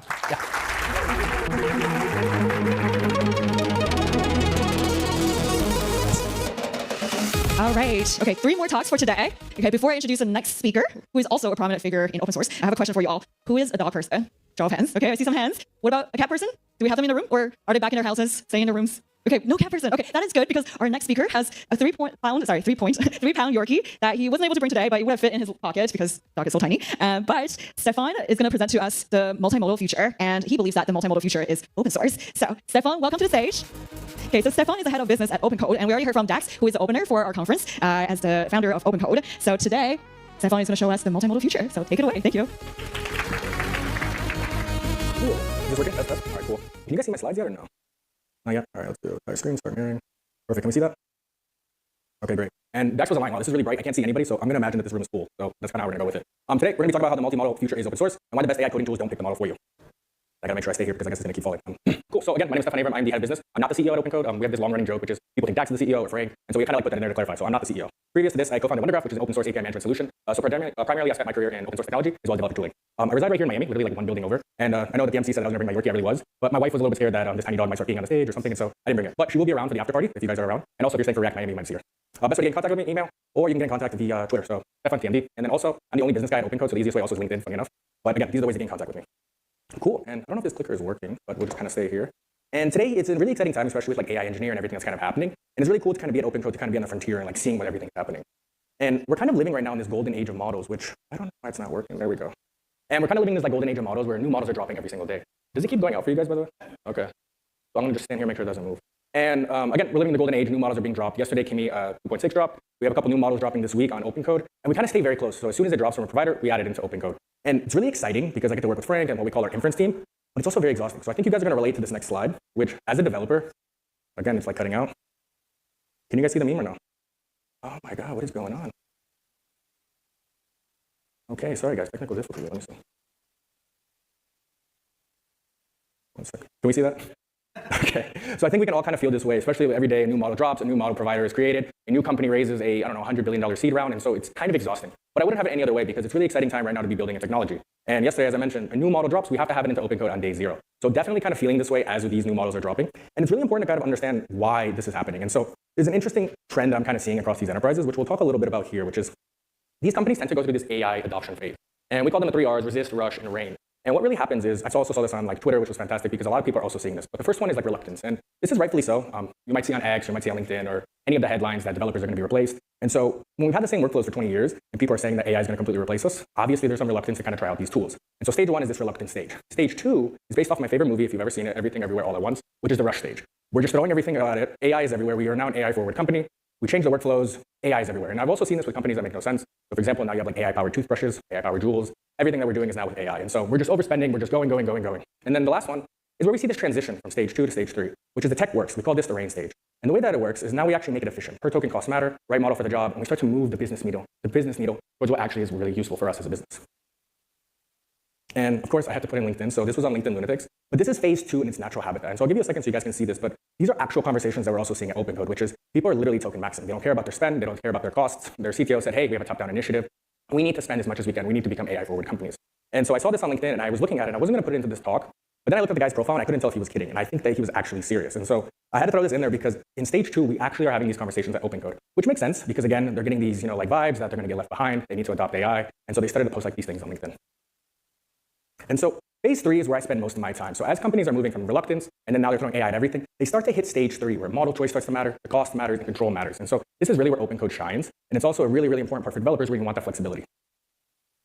And so this is just a little screenshot from inside OpenCode. So last week, Kimi K25 was our most popular model. Obviously, this week, that's not going to be the same thing. It's going to be 2.6. You can see Opus, you can see GLM. I've been daily using GLM, which has been my go-to model. But every week, it changes, which is a really exciting time because you want that model flexibility. And so what's interesting, we also have internal benchmarks within our team. And we really try to see which models that the team is using. And so the first pillar inside of that point when companies are moving from stage 2 to stage 3 is they start to experiment with some of these models, whether they're SOTA models or whether they're closed source models. But they really start to experiment and really try them out. The second one is cost. And so you might have seen this headline or you might have seen this on Instagram or on X, but the Uber CTO said that the AI coding tools have already maxed out their 2026 AI budget. And so Uber is just one example of this, but we're also seeing this across big enterprises that come over to OpenCode, which is, hey, these tools are great, but they're starting to cost more than junior developers. Maybe it's actually better we hire junior developers and get rid of the AI coding tool. And what's interesting is that the cost varies, 60x across the cheapest to the most expensive ones. And it's really interesting to take a look at that because a lot of the AI tools, credit given, they've really pushed technology forward, but they were really built for phase 2, which is that rush phase where we're just throwing AI at everything and we're really trying things out. The last one, though, given my background in open source, and with GraphQL Federation, we spent a lot of time in API infrastructure. And this is probably my favorite part that I start to see at OpenCode, which is control matters. And so we have a case study with Ramp where they built Inspect, their own background agent on top of OpenCode. And the way that it works is because OpenCode was open source, they were able to build on top of it. And it really kind of moved the things from stage 2 to stage 3, which is delivering that business value. And so 30% of Ramp's merge PRs are now written by Inspect. It was built in a couple months. It's fully customized to their stack, their tools, and their workflows. And again, this case study is public on our website. And these are the 3 pillars that we typically see when companies are moving from stage 2 to stage 3. And this is something that I was talking about Dax today. And Dax, he was the one that did the keynote, which is a lot of these ideas that we have, they're not necessarily good ideas at first. We've just been able to kind of supercharge them with AI tooling. But we've seen this movie before, which is there's closed source, there's open source, and they start to compete with each other, and they actually start to drive each other forward, whether that's with databases, compilers, or code editors. And when I was in Japan this past couple weeks, I spent a lot of time there doing some like history stuff. And one of the tour guys, he told us, he's like, to study the future, you got to go back in time, which makes sense because we've seen this before, and it's exactly what's going to be coming with AI coding tools and why open source and closed source tools are important. And if we start to focus on the frontier models and the SOTA models, the value starts to move up the chain, which is that inference is commoditizing. And so Gimme 2.6, I heard a couple like whoops when I said that we had it in OpenCode. It's a fantastic model. And you can start to see in this chart from bench.ai that it's starting to get closer and closer and closer. And these frontier models, because of this, and these open source models, they start to push each other forward, which is a great thing for both parties involved. And what's also interesting is that we have massive capacity from these neo clouds. These big clouds are racing to serve inference. Everybody's now offering to serve instance, which pushes us to offer these models, whether it's open source or closed source. We also have these open source models that are now enabling this competition with these frontier models. And these large companies have growing incentives to fund these open source alternatives because they're starting to make these frontier models cheaper, they're starting to make them better, and it all pushes the whole ecosystem forward.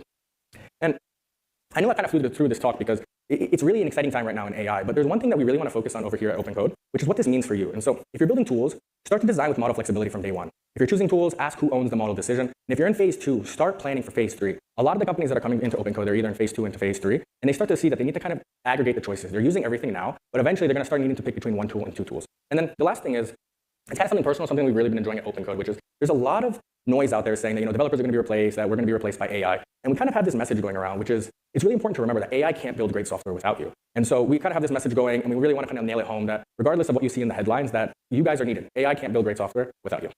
That's it. That's my talk. Thank you guys so much. Thanks.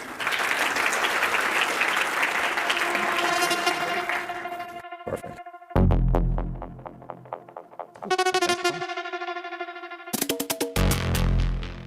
How's everybody doing? We're almost there. I'm getting separation anxiety. But anyways, so you built your agent. Where does it actually live and run? On the CLI or an MCP server? Our next speaker is Laurie Voss, who's been a developer for over 30 years and was a co-founder of NPM. And he believes passionately in making the web bigger, better, and more accessible to everyone. Please join me in welcoming Laurie.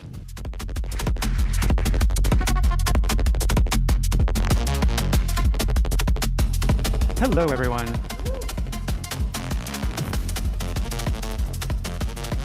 They were not kidding when they said you cannot see anything from up here. Like, really nothing. Come on, present full screen. Thank you. Excellent. Hello, everybody. My name is Laurie Voss. I am head of developer relations at Arise AI. Like you said, I've been a developer for over 30 years, so I have some blog posts that are older than some of you. And in a former life, I co-founded NPM Inc., so I used to spend a lot of time talking about JavaScript. Now I spend a lot of time thinking about how to make AI apps better by using evaluations, which is what we're talking about today. We're talking about agents and how to make them useful and efficient, which is important because we're all using agents every day to do stuff. So if we can make our use of agents slightly better, then we win. Specifically, I'm going to be looking at how we give them tools. There are two very popular ways of doing that. One is MCP, and the other one is command line via skills files. And I'm going to talk about which one is better. And we're going to talk about when it's better and why it's better. But instead of just having a hot take about that, I'm going to use actual data. I'm going to use evaluations to figure out which one of these works best for us. And then we'll look at that data and figure out what it's telling us that we should do. So first, what is MCP? I find it very hard to believe that anyone in this crowd needs MCP explained to them. But just to be crystal clear about what I mean, MCP is a remote tool protocol with a discovery mechanism built in. That is the two important facts to remember about MCP. It is also super popular. The SDKs get nearly 100 million downloads every month, and there are over 17,000 MCP servers that we know about. A skill, on the other hand, is just a markdown file. It tells a model how to do something. Often that means how to use a command line tool, but it could be how to call a particular REST API or just how to follow your team's coding standards. And you just give a markdown file to the agent and it just does the thing. There's no protocol per se. It's just a very loosey-goosey natural language thing that LLMs excel at. But it is the same thing as MCP. It is a method of calling remote tools with a discovery mechanism built in, even if that discovery mechanism is look in the skills directory. Skills are also super popular. Skills.sh lists over 90,000 skills, some of which have been installed millions of times.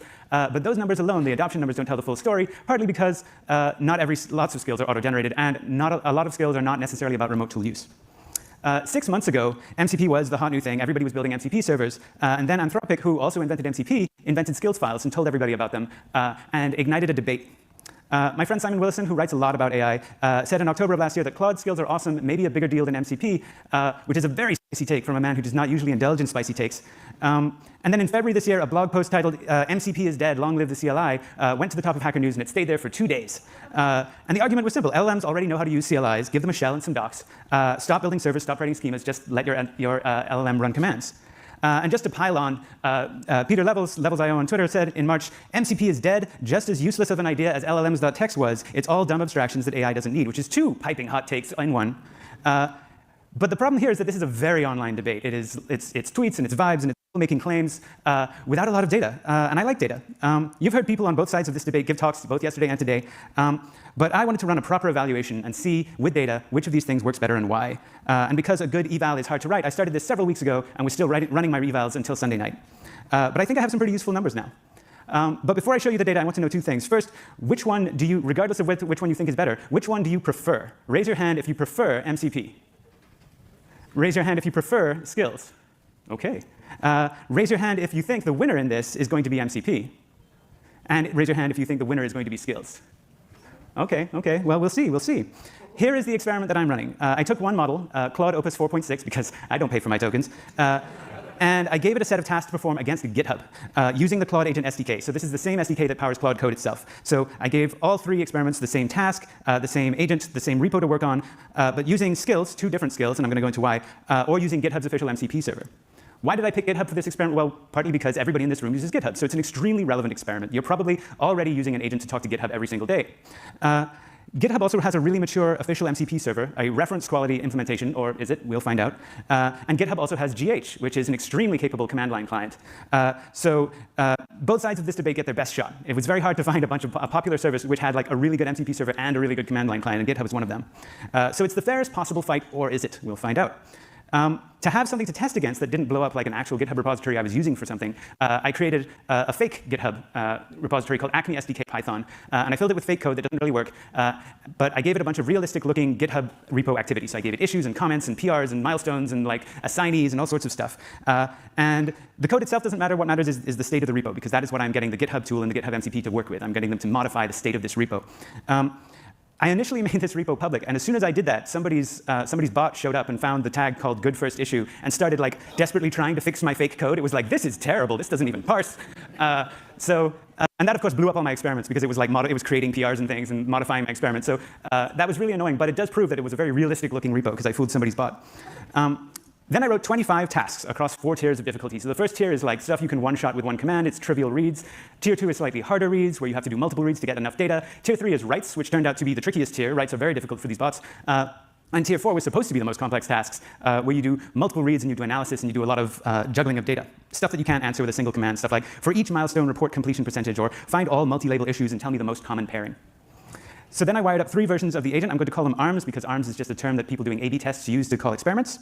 And the first arm, like I said, is MCP. The agent gets the official GitHub MCP server, and it is firmly instructed to use that and only that. Will it pay attention to me? Agents are tricky.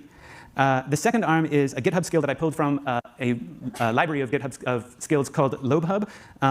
This skill is an encyclopedic reference. It is 2,187 lines of Markdown. It lists every GH subcommand with all of the subcommands and all of the arguments. It's organized like a man page. It is comprehensive. Then I thought, what if I just picked a bad skill? Then it's not a good test. So I decided I'd pick a second skill as well from a list called the Claude Skills Vault. And the two skills look very different. The Vault skill is very short. It's 6 times shorter, and it's opinionated. It splits the commands into things that are safe and things that are dangerous and things that are reads and things that are writes. So it is a playbook. It's not just a reference. But the rules are the same for all 3 arms. They get the same agent, they get the same base prompt, they get the same 25 turns in which they're allowed to try and finish the task, and the same very capable Opus 4.6 model. The only thing that changes is what tools I'm telling them to use. So before I get into the results of the evals, for those who aren't familiar with evals, I should explain what they are. Basically, they are tests. I don't know why the eval industry decided that we were going to call these things evals and traces and like words from the ML industry rather than logs and tests, which is what they are. But with regular deterministic code, you can write deterministic tests. You can say 2 + 2 = 4, true or false, did I get that right answer? But with LLM-powered agents, you can't do that. If your task is summarize this text, then your LLM can give a million possible answers, and half of them would be right, and you don't know which half, and you can't like string match for the result. A human know, looking at the results, whether the answer is correct, but humans don't scale and they don't run in CI. So the way to handle this kind of non-deterministic input is to use a tool that is very good at non-deterministic input, which is to say use another LLM to judge the output of your agent. And this is part of what Arise AI does. It provides a framework that lets you run these evaluations. And evals give you a way to objectively measure how well your agent is doing something so that you can make your agent better. That is what evals are for. Which brings me to a very quick plug for my employer. I apologize. Arise brings you like a bunch of tools, a way to capture logging data called traces, and a UI to inspect those traces in detail. You can also run evaluations against those traces. So you can run the evaluations like in development to make sure that you're shipping something good. You can run them in CI to make sure that every commit is good. Or you can run them against production data so that you can make sure that things aren't going off the rails while you're not watching.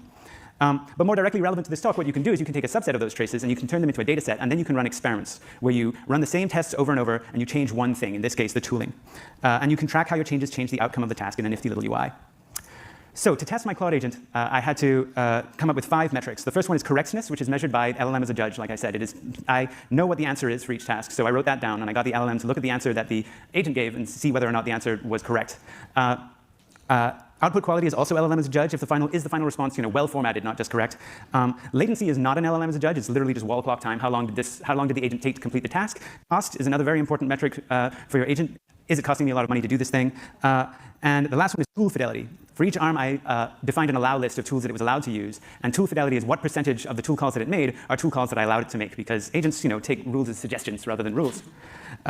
So that was, then I ran it 5 full passes through every task, every arm, a total of 500 tests, each one of which took a lot of many minutes to run, and I often had to throw away runs because things like Claude would have some downtime, and then my whole experiment would be ruined because it was taking forever because Claude was down, or I had to reset the repo back to 0 because one of my tests went wrong. Like the whole thing took weeks. But now let's look at the results. Starting with the most important measure, did the agent get the answer right? Well, this is equally good or bad news for everyone. Everybody got roughly the same score when it came to correctness. Their score for correctness was in the high 80s. I would have preferred that it had got in the 90s, but I made these tests deliberately tricky. On tiers 1 and 2, which like I said were all reads, correctness was actually 100%. It was when they got to writes that the agent started falling down, and when they got to the tricky analysis, they really started falling down. But the core conclusion that you can draw here is the same. No matter what kind of tool you use, whether it's MCP or command line, you will get the answer eventually, but eventually turns out to be the real kicker. If you look at latency and cost, things are wildly different. Latency is way higher for MCP. MCP is taking way more turns to get the task done. More than twice as many turns, about 12 calls per task versus 5 on the complex tier 4 tasks. And because it's taking more turns, it's also burning a lot more money. Because every time it takes a turn, it has to take the previous conversation and inject that back into the context window, which makes the conversation even longer, which means that it compounds. You burn a lot more money than just the latency would suggest. So this looks really, really bad for MCP, right? There are some extenuating circumstances, though. One is that the MCP server from GitHub is less flexible than the API that GH is using. For instance, instead of getting all issues for a milestone in one call, which GH can do, MCP has to make 2 calls, one for open issues, one for closed issues. But another one is structural. The response that the MCP gets from the MCP server is a huge pile of very verbose JSON. So what happened was the output overflowed the agent's context window, and it had to call again, and this time it had to write all of the JSON that it got to disk, and then it had to use bash and grep to read through the JSON. which is cheating, I think you'll find. So one of the really great things about using an LLM as a judge is that you don't just get binary test results. You don't just get yes, no, it passed or failed the test. LLM explanations accompany every single result. So you get a little LLM buddy who's watching every single test who explains exactly what went wrong with that test or what went right with that test. So I was able to read these explanations and get full visibility into what was going on. And this is amazing because it means that LLM-powered evals tell you not just what your agent is doing wrong, but how to make your agent better. That is one of the really cool things about LLM evals. So in the early stages, it was mostly telling me ways that I'd messed up my test. It was like Claude hung, or you got this wrong, or your reset didn't work. But eventually, it became explanations of how exactly the agent was behaving in all tests. One particularly egregious example was test 22, which was find issues opened and closed in the same milestone and compute the average time open to close. So Vault, on average, got it done in 7 tool calls, under a minute, cost 19 cents. MCP, on its worst run, used 71 tool calls. And the worst part is that only 3 of those 71 tool calls were actually MCP calls, and all of the rest of them were the agent messing around with bash and grep. Trying to parse these JSON files that it had downloaded. So not only was MCP taking really long, it was also cheating and using the command line anyway, even though I told it that it wasn't allowed to. So I anticipated this possibility. That is why tool fidelity is one of the tests here. So you can see that on all tasks, tool fidelity of MCP is not very good. It is using bash a lot of the time, and on the really complicated ones, it's even worse. But from a practical viewpoint, does that matter, right? Like, do you care if your agent is using bash under the hood if you're told it to use MCP as well? Like, I'm not really going to count that against it. Like, sometimes you have to use bash. But it's certainly indicative of a problem. And the fundamental issue here, or more accurately, the fundamental issue with the GitHub MCP server is that it's a fixed API surface. When there's an API call that does what you need, it absolutely perfectly one-shots it. If there isn't an API call in the MCP server that does what you need, then it has to make multiple calls, or it just can't figure out how to do it at all.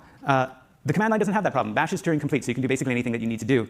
And so that is how all 3 arms solve the problem, whether or not I told them to. All 3 arms were like, I'm going to use bash to solve this problem. But sometimes it goes the other way. Task 13 was to create a branch and open a pull request. It turns out there are 2 calls exactly for doing that.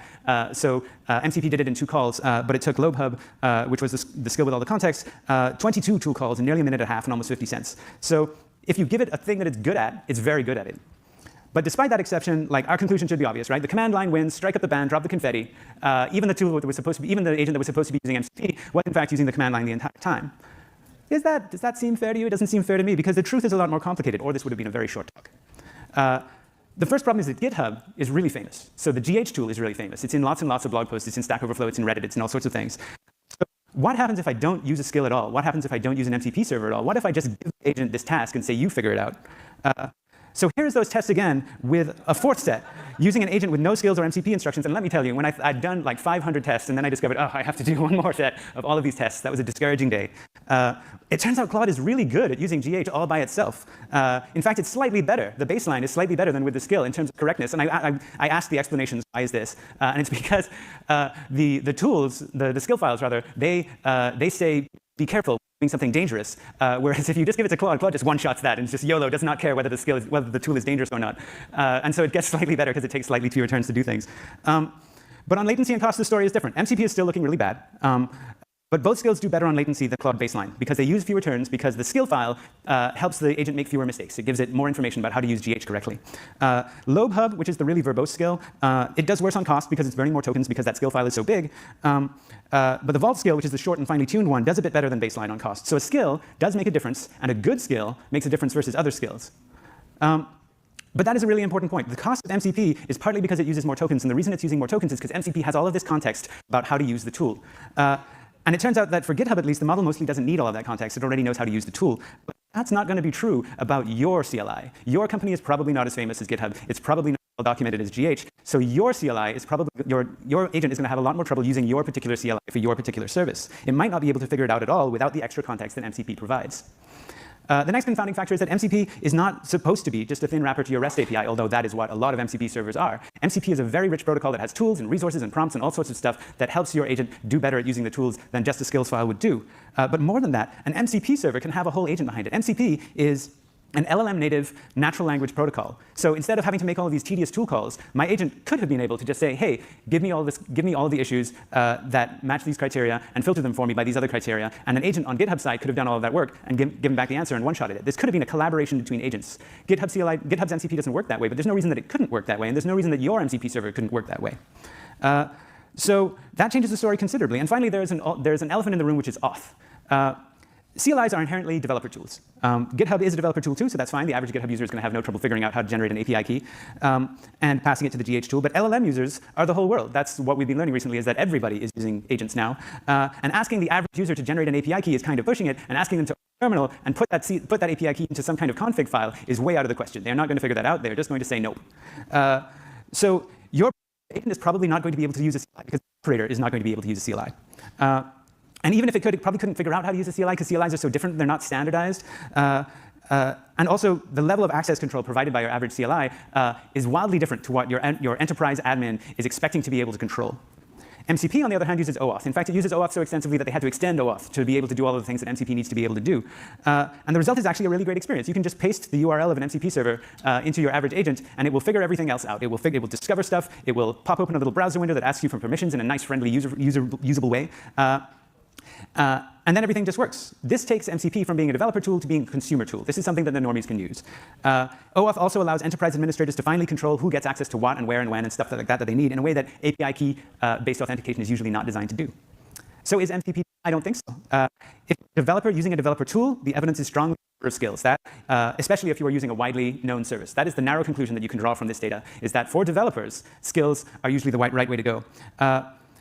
But the overwhelming majority of agent users are not going to be developers. They are a regular consumer product. They are used by people who are using Claude and ChatGPT. And MCP is not only the best option for them, it is practically speaking going to be the only option for them a lot of the time. Which brings us right back to the beginning, which is MCP versus the command line. This turns out to be the wrong question. It is MCP plus the command line. Real agents use both. Claude Code uses both MCP and the command line, depending what it's trying to do. Cursor uses both. Your agents should probably be capable of using both. Use the CLI when you are working locally, when the tool has decades of training data behind it, when auth is pre-configured, when you benefit from piping things together. This is the automating my own workflow case. Use MCP when the tool is remote, when it's proprietary and not in the training data, when you need OAuth and per-user auth, when there's real state to manage across steps, and especially if you want to hide an agent behind your API. This is the shipping use case. So my headline findings are real. MCP collapses on open-ended analysis. 6 times the cost on the hardest tasks, 5 times the latency. Skills help a little bit. A short opinionated skill is going to help the most. But for a popular CLI like GH, the training data is doing most of the work. But MCP is not the loser of this story. Testing with evals did what testing should do. It showed us the limits of our original question. And our job as engineers is not to pick the winner in a Twitter fight, as satisfying as that may be. Our job is to use the right tool for the job. So if the model knows your CLI, if you're running as one user with one set of credentials and your task looks composable, use the shell. If your tool is remote, proprietary, needs real auth, then use MCP. And in most real systems, you're going to end up using both. I hope this has been a useful look into what tools you should use, tools you should actually use and how you should use them. And I hope it's given you some insight into how evals can help you improve the quality and functioning of your agents. All of the code and the data that I did here, so you can double check my work, is open source on GitHub. And that's all I've got for you today. Thank you so much for your time and attention.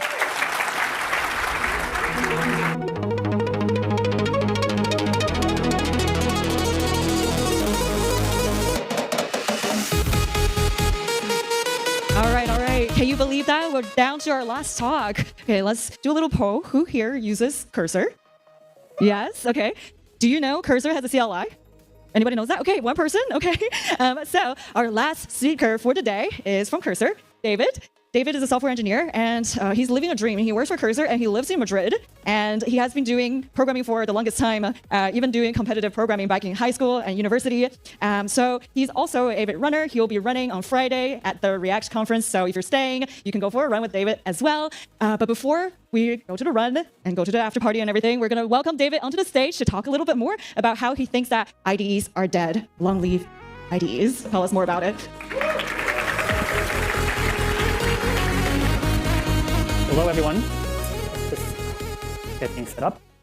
And just full screen this thing, and we are ready to go. OK, welcome, everyone. Thank you for joining me here today for the last talk of the conference. I hope you've all had a blast. I know I did. And I'm going to keep it short, especially short, because I know you all want to go explore Miami and get dressed and ready for the after party. So a lot of you might have heard that IDEs are dead. And I think that's partly true. And today we're going to be talking about what it means for IDEs to be dead and what I personally think is the future of IDEs, as well as what we at Cursor believe is the future of IDEs. A little background on myself. I'm a huge IDE nerd. My very first programming project was an IDE. And in fact, I was doing some research yesterday, and I actually found it. I hadn't looked at it in a long time. It was called Croquette. It was an IDE for a programming language that doesn't even exist anymore. It was called Axe. And this is what it looked like. Very, very basic. But that was 2011, right? We've come a long, long way since then. Also, I forgot to mention at the beginning, I love running, and on Friday I'm hosting a 5K with the Neon folks, my former employer. And we're meeting here in the hotel at 7:30. So if you're around, please join. Okay, back to regularly scheduled programming. When I started coding, there weren't that many IDE options. Everyone that I talked to at the time was either using Emacs or Vim, and it was kind of like Harry Potter. You got picked into a house, and that was where you went to. And for me, that was Emacs. For no real reason, like I think my decision was basically like Emacs is a UI and Vim was in the terminal, so it felt more scary, so I just went with Emacs. I also spent a bunch of time on Genie, if you've heard of it, and then also Eclipse. But I basically used everything. I tried everything, and I spent a bunch of time with all these different editors until VS Code came out. I think it came out in 2014, but I think 2017 is when it got really, really good. And the reason why I moved to VS Code, even though I was like a diehard Emacs fan, is because VS Code made it so much easier for me to try new programming languages. The problem with Emacs is that every time I wanted to try a new programming language, I would spend a week just configuring Emacs for that new language. And with VS Code, that wasn't a problem anymore. And that's what got me sold at the beginning. But then over time, VS Code kept getting better. The extensions API really improved. And I became as a diehard VS Code fan as I had been an Emacs diehard fan. I put in a ton of time into my VS Code configuration. I have over 500 lines of VS Code config, over 500 lines of just keyboard shortcuts as well. So I have like fully customized my VS Code, and it doesn't even look like VS Code anymore. And then after way too many people told me to try Cursor, I eventually caved.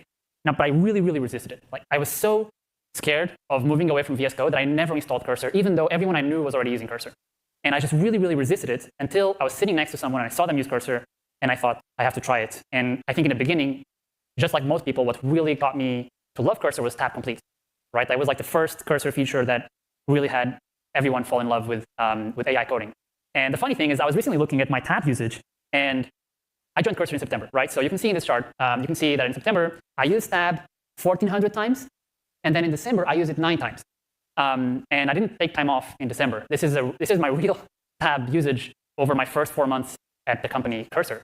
And I think if the chart went further into 2026, my tab usage is probably 0 right now, not even 5 or 9 as it was in December. The truth is, there's a lot of things from the old IDEs of Emacs and VS Code that we don't need anymore. You might remember that we spent years building and configuring text editors for maximum comfort and maximum productivity. There are options such as whether parentheses should auto-close or not. When you type quote or when you open a block with a bracket or a curly brace, should it auto-close or not? Should the cursor blink? And if so, how many? What should the interval in milliseconds be? Should your scroll stick? And if yes, by how many lines? And how long should the lines be? 80 characters? 200 characters? Most of these things don't really matter anymore. And they actually are detrimental to the performance of IDEs, because when you have settings that look like this, where you can even configure which quotes and brackets have auto-closing and which ones don't, the problem with having all these settings is that you introduce basically factorial level complexity into your product, and it makes it harder to test the product and makes it harder for the product to be stable. So if you look at VS Code, for example, it has 1,000,000 settings. That's why I loved it so much, right? That's why I became such a diehard VS Code fan, is because it let me configure everything. A good example is the minimap. So the minimap in VS Code is this little minified or zoomed out version of your files. And just for the minimap, VS Code has more than 10 different settings that you can configure. That's a lot. And it means that the developers that work on VS Code have a really large and broad surface area. And that makes it really hard for us at Cursor and for the people at Microsoft working on VS Code to innovate, because you just spend so much time fixing bugs, testing all these different configurations. We simply don't need all of it. Agents are now writing 99% of our code, which means we have to rethink IDEs. But if we are going to rethink IDEs, we have to start from first principles, and we have to think, what do we still need? What kinds of things are necessary for the current age of AI programming? And one idea is, what if we just go completely bare bones? We just remove all the distractions, and we just have a chat. And if you've ever used the Cursor CLI, that's what it is. That's what the Cloudflow CLI is as well. That's what the Codex CLI is. These are just the most raw, simple interface that you can have for AI coding. And they're nice. I like the Cursor CLI. I actually use it every single day. I use it a lot to build this presentation, actually. And I just tweeted last week that I use it every day. But ultimately, I'm only using it for 5% of my agent. I need more than what the CLI can give me. And the kinds of things that I need cannot really be rendered in a CLI. I need video playback, because most of my work nowadays is watching videos produced by agents to verify and assert that the work they did is correct. So I need video playback. I need image rendering. I need to be able to annotate images, annotate videos. I need rich interfaces such as mermaid diagrams, knowledge graphs, and charts, which I use for testing things, and as well as for data science and other data analysis work that I have to do. I need the browser, and more importantly than just the browser, I need the Chrome DevTools, and I need the Chrome DevTools debugger. I need all these rich interfaces that just cannot be dumbed down into a basic chat. Mobile developers need emulators, and they need both iOS and Android emulators. We need native system notifications that tell us when our agents are done. And then finally, last but not least, we have to edit code. I'm not saying agents write 100% of my code. They write maybe 97, 98%. And for those 2% of my lines of code I'm still writing it myself, I need a basic code editor that functions well enough, that is decent enough, has go to definition, language server protocol, other types of useful features. So I do need a decent editor. And all of these things combined is, I think, what we need for the IDE of 2026. Another thing is, for the most part, and this is my own personal data of Cursor. More and more, I'm not running my agents locally. So you can see I joined Cursor in September, and this chart begins in November last year. And this is how many agents I'm spinning up per day. And you can see a clear trend that more and more of my agents are cloud. So less and less my computer is the bottleneck for performance, and more I'm letting the agents go and run for longer remotely. So what do I do in my IDE? Well, I watch videos, right? I am asserting that the agents do what I'm asking them to do. I work on the Cursor product interface, so I do a lot of front end, and I spend a lot of time just watching these videos. I use the browser, right, to verify my work, test things, play with what I'm building. And then I need rich interfaces, right? I need charts. And I actually use the Cursor Canvas feature quite a bit to do data science, right? If you haven't used it, it's basically a feature where the agent can generate on the fly, single purpose UIs that can go away after you don't need them anymore. Now you might remember Cursor 2.0. That was actually the first project that I worked on when I joined Cursor. Literally my first week, my former manager said, hey, welcome to Cursor. We're building a new UI for agents. And I was quite excited by the possibility of rethinking the interface for coding. And at the same time, I was a bit skeptical that I would be so hands-off with my code, right? But lo and behold, after a few months, I was barely typing any code at all. It looked like this. It was pretty basic. We launched in late October. And we didn't get as much customer love as we wanted to with this iteration. It had some nice things. It had work trees. It had parallel agents. And that was also when we introduced our first company model. But it didn't, again, get as much love as we wanted it to. Even though more recently we added this super complex layout so you can tile and manipulate terminals and files and chats, and you can have these grids of 16 by 16 agents if you want to. But even with that, like, we still didn't feel like the interface was malleable enough for what we wanted to give to our users. So why did we start from scratch? If you've heard about Cursor 3.0, which we launched 2 weeks ago, we basically took a from-the-ground-up approach to the IDE interface. And the main reason why we started from scratch was to break away from the VS Code baggage, right? The VS Code layout system, the VS Code architecture. We needed a blank slate. We needed a white canvas, right, where we could innovate from first principles and build the IDE interface that we really believe is right for most people. And then the other reason is that by starting from scratch with a new UI, a new window, our users can gradually adopt it, right? You can have both the traditional VS Code interface open as well as the new agent window open at the same time. You can hop between the two of them, or you can just use the new one, or you can just use the old one. But with this model, we're not annoying anyone by forcing them into a new experience. Everyone who loves the VS Code interface can stay there, and then the people who want to use a new interface can use it as well. So that gives us a lot more flexibility as well as a lot more room for innovation. First thing I'll say is it's missing your feedback right now. So the only way that we can keep iterating on the IDE interface and make it better is by listening to our users. That's how we build our product. We continuously listen to user feedback, we iterate, we launch new versions, and we do this in as tight of a loop as possible. So the main thing that is missing is really more people using it. The more people we have using it, giving us feedback, the better we can make it. And then the other things that we're really excited about are better handoff. So for example, handing off agents from the start on your phone to go into the cloud, that you then pull into your computer. Maybe you move them into a work tree for a little bit, and then maybe back to the cloud, and then maybe you finish them from your phone. That kind of handoff needs to be seamless and very powerful.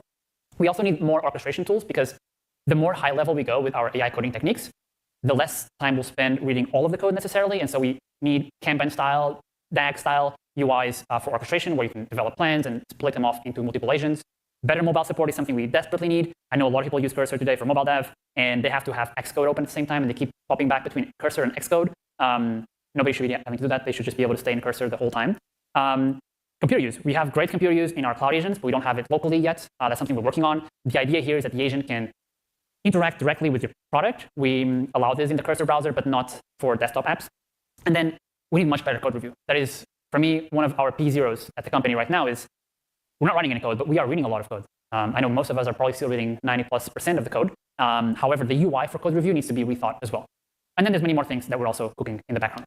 So I'm going to say it again, really importantly, please send us your feedback. My DMs are open. You know where to find us. We're a very open company. And please try the new interface. I was actually sitting next to someone yesterday that had never tried it, and I was just like asked them to like please click the button. I just want to see you use it. If you have feedback, also just come ping me. And yeah, thank you for taking the time to listen to me today.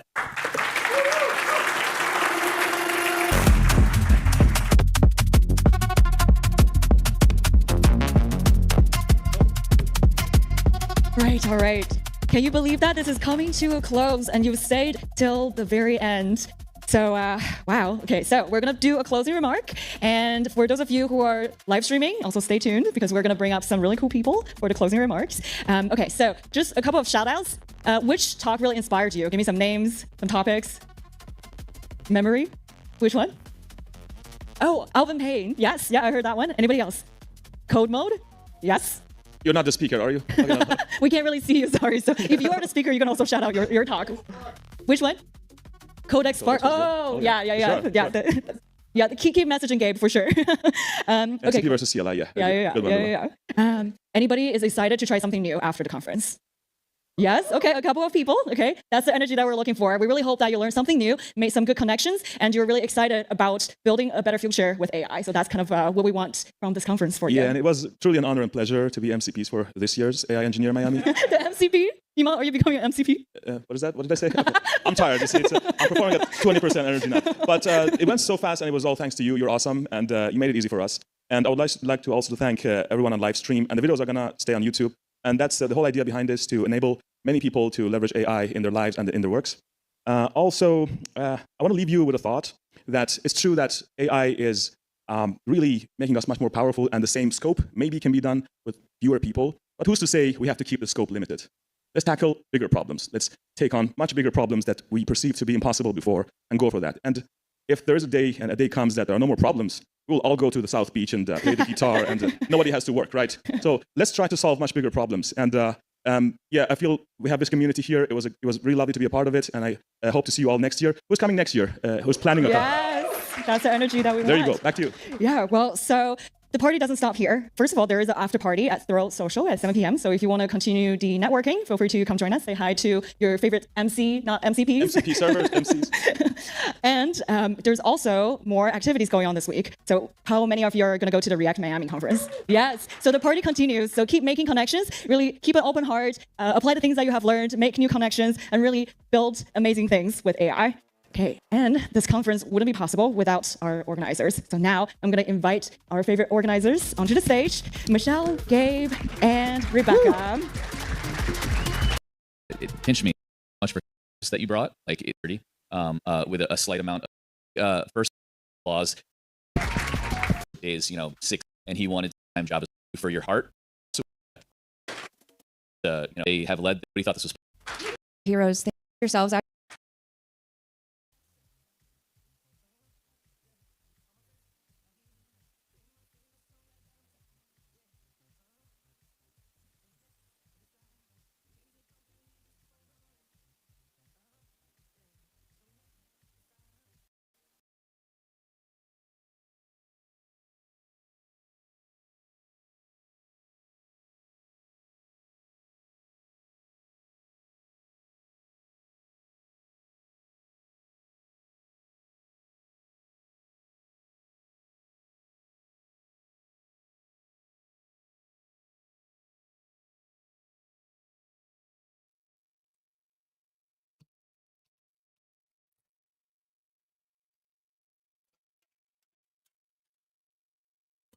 This is VLM,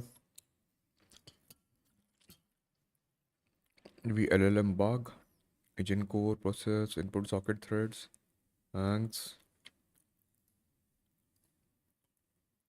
DSpark, speculative decoding support for DeepSeek V4.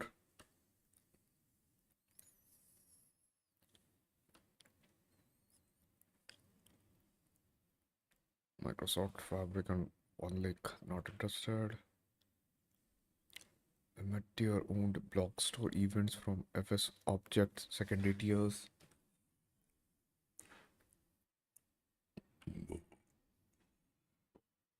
FP8 dequantization for frozen compressed tensor models.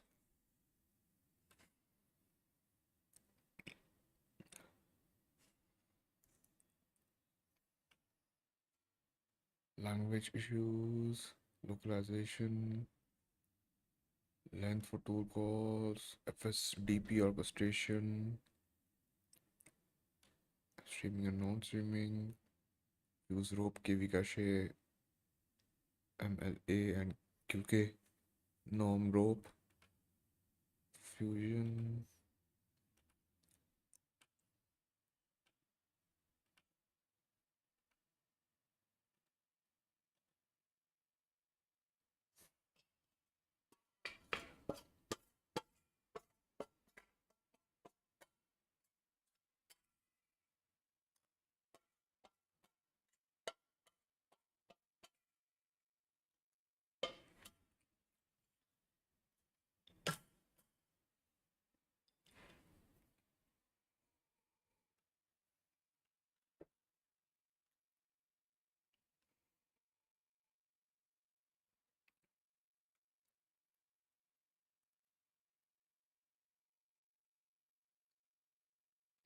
Effective XG boost,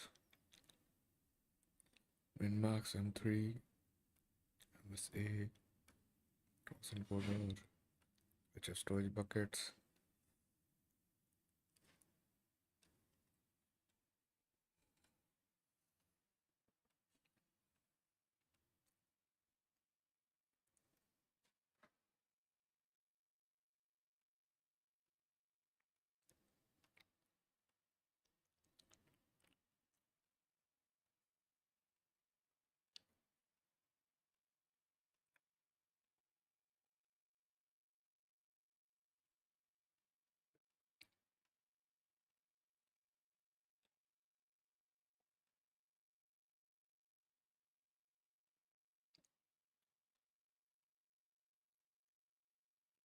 Option for automatic cross attention patterns for output recorders. Okay. This is kind of a monkey patching that I'm doing too on my XLA based DPU using Fable. This is on GPUs, everything works fine. DPUs, you got to make changes to the baseline ways in which how the matrix flows across the and how the data set is taken, and there are some like architectural TPU specific changes that are needed there. So that's what I've been making, which you saw earlier in the stream.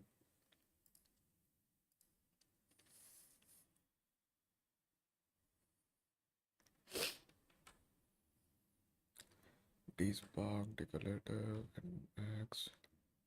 Maybe I will give some of my TPU compute time to the VLM project, specifically because they have these TPUs specific issues that are open that I looked at.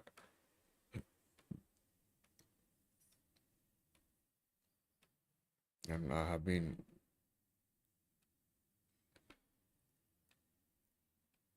waiting on too long to do these kind of continue doing like resuming these kind of things.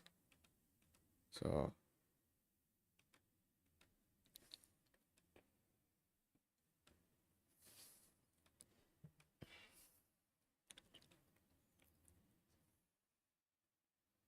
this was a harness engineering blog post for self-improvement. That post breaks down the main proven design trends in harness that everybody should know and recaps the harness optimization literature.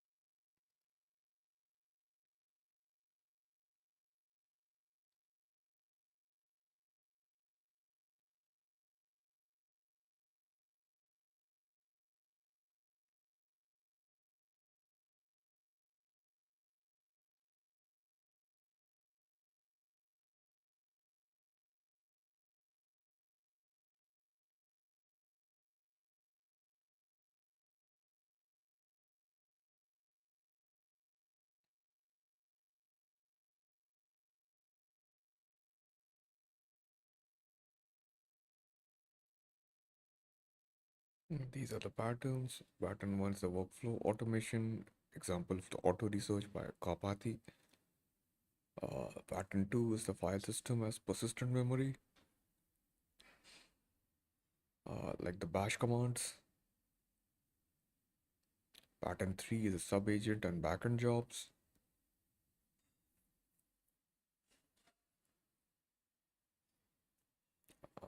And then there's this case study of a code agent harness. Cloud code, codex, cursor style agents.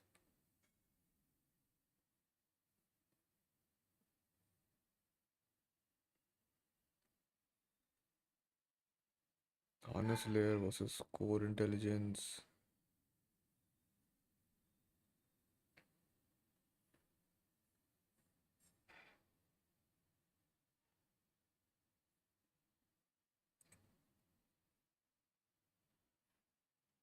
Harness optimization, context engineering.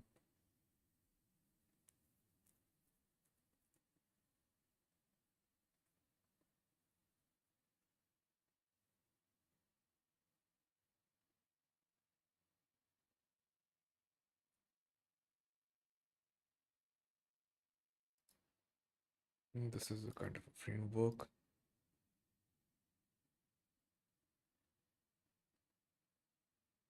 For meta context engineering.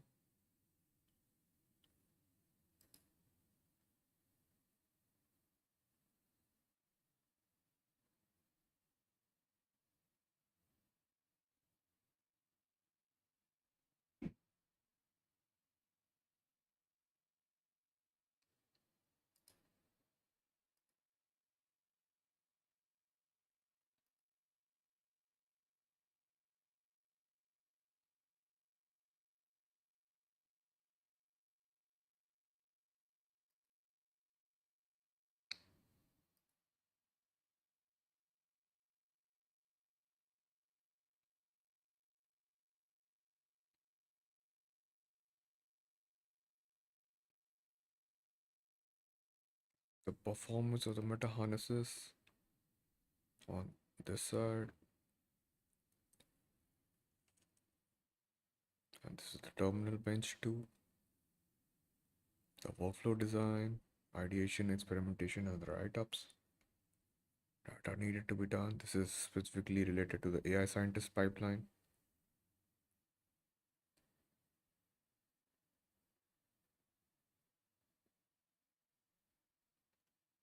Auto data agent. Like it is designed to be work as a data scientist for generating training and evaluation of data around challengers, solvers, and verifier roles. As you can see here,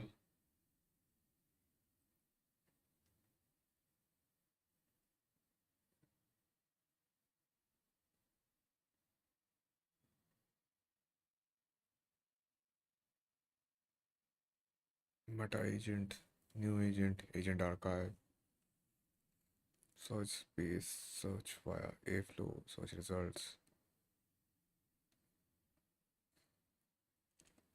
And then the self-improving harnesses come into play.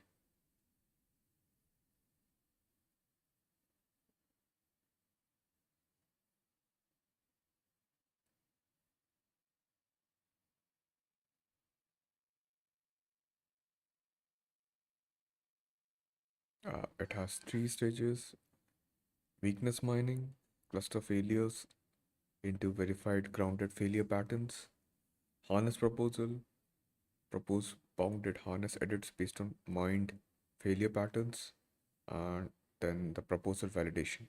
Validate and merge qualified edits to create a new harness. And this is then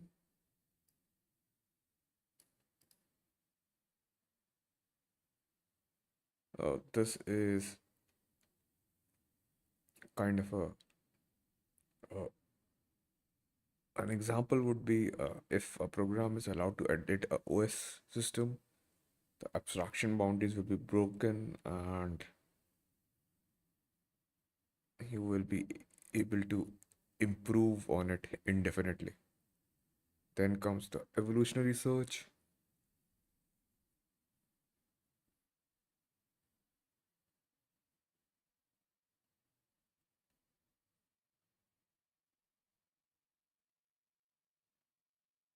This is alpha evolve. It's an example of an evolutionary algorithm here and how it works. The prompt sampler, LLM ensemble, evaluators pool, programmed databases.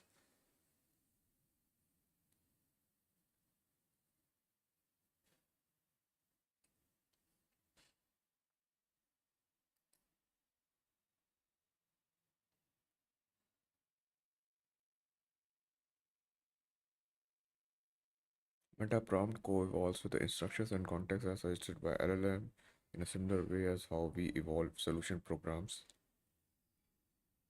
Matrix multiplication, tracer decomposition, kissing number problem. These are the ablations here.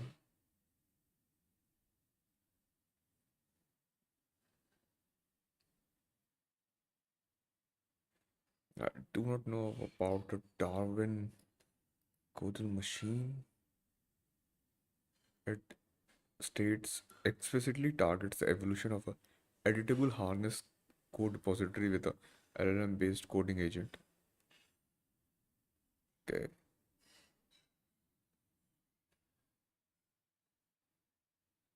Then the she also describes the joint optimization with model weights.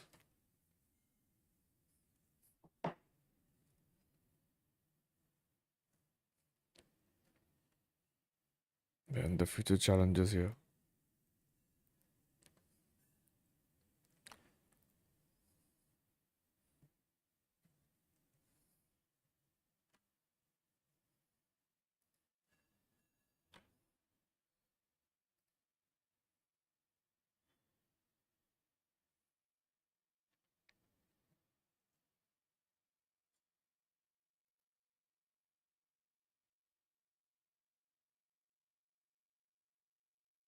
So these are some of the agent harnesses that we need to look at.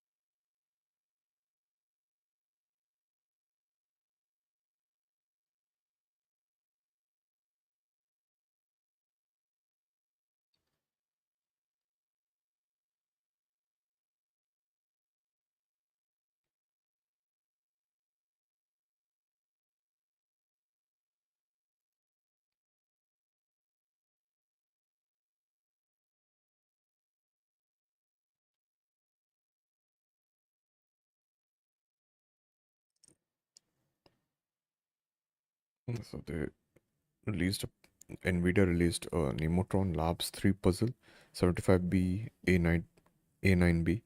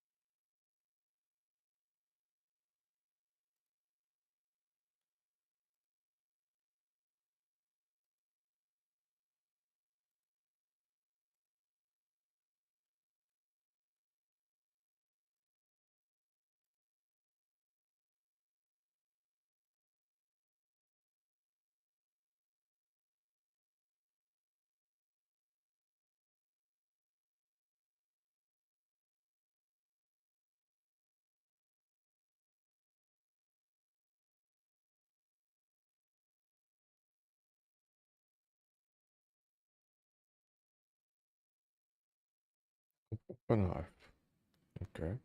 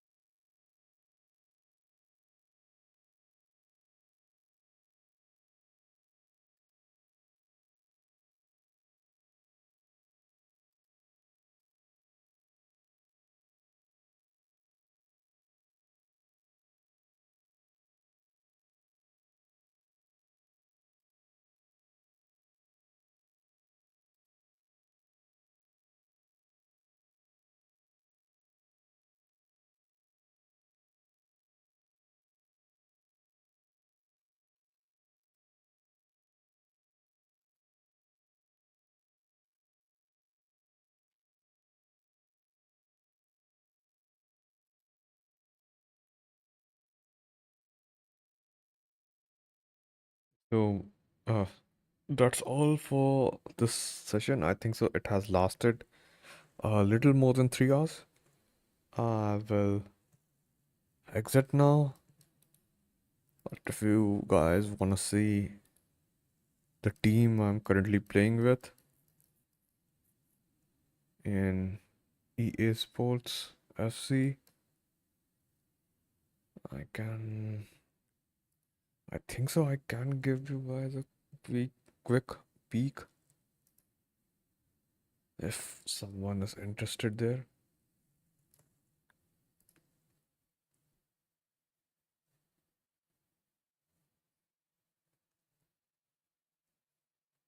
So I have Pirlo, I have Zidane, I have Iniesta, all the legends. I'm going to evolve Messi as soon as I can. Hamshik, he is a great scorer of goals from outside the box. And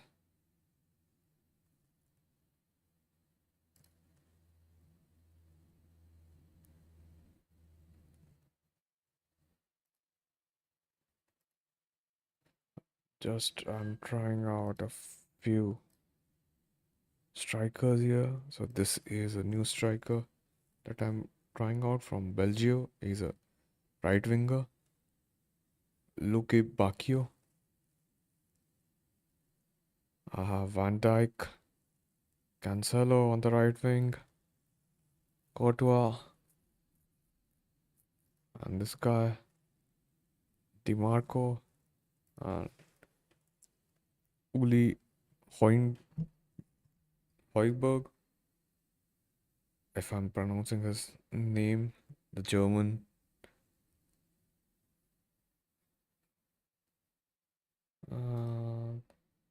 Rashford.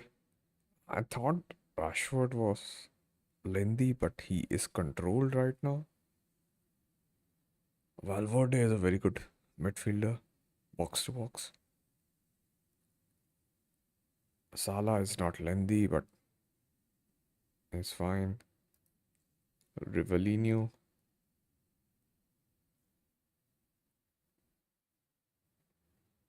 And my team is good too. Matuidi. This is the evolved version of Vinny. Evolved version of Ego. Igor. Thiago. Bierhoff. Evolved version of Bierhoff too.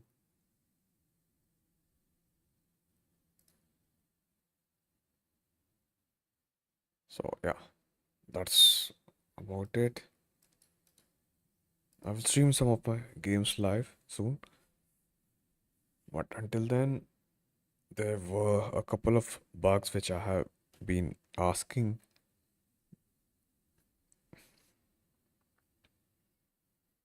EA FC to fix, but they haven't been able to. Let me show you guys the UI bugs. So the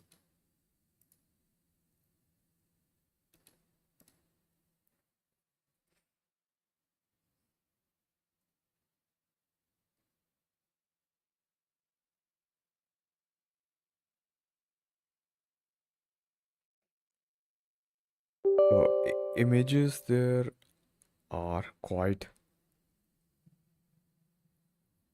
big since it is all dynamic, so it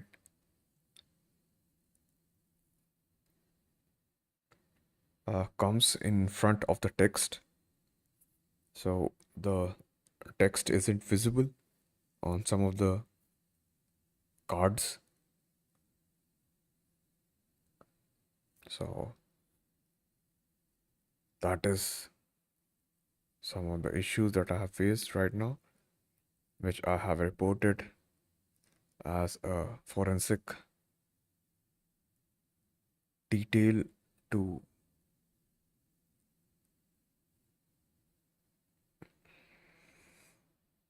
EA, along with the cheating that I have felt with the players increasing their speed, physicality, and other attributes.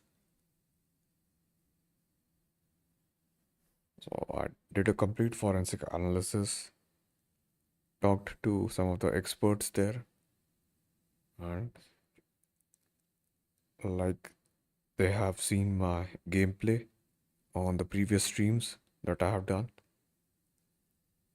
And I caught them because like scoring through Rivellino, there was a like sudden change in the sprint speed, acceleration, and other attributes of the players, like my strikers, my midfielders, and defenders as well. They were sluggish and slow before the goal, and after scoring, they just exploded into life. Like the movement felt slick, and that's how I noticed and I reported it to EA.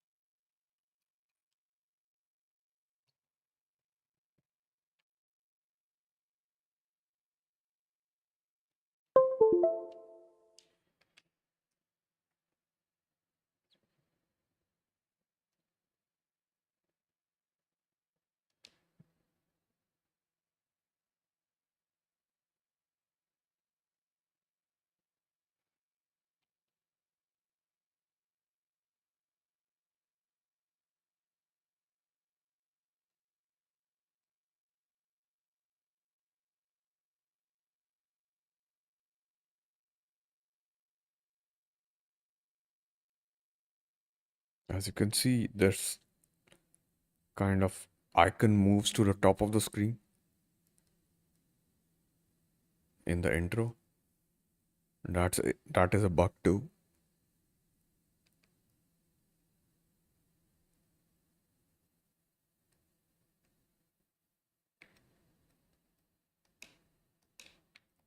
Since I have taken it all, so it won't be visible right now.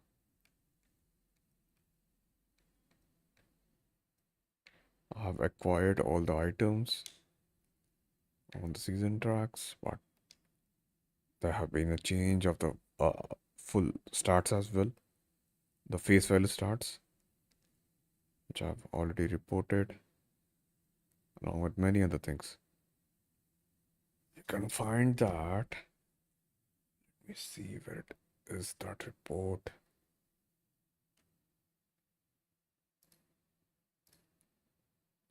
So it's reporting a player. I've reported many players.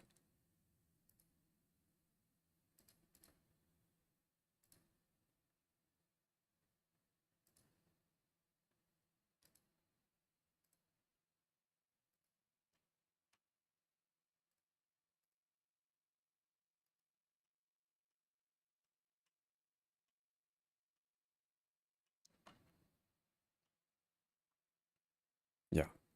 Architectural vulnerabilities and asymmetric state manipulation. So this is a kind of report that I came in and I have attached my EFIR to here.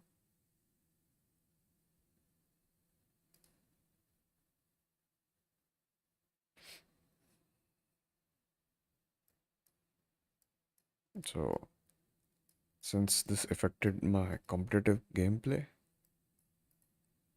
and the failure to fix this has been open for a long time. That's why.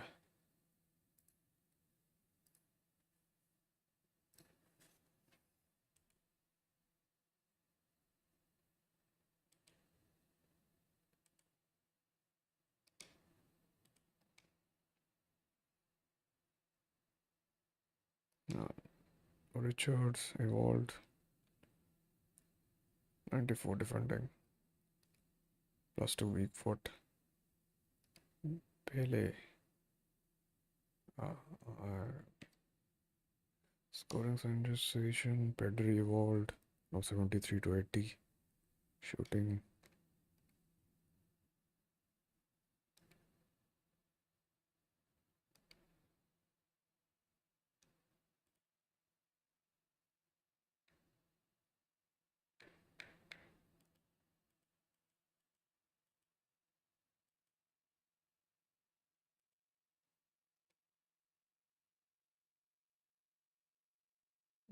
And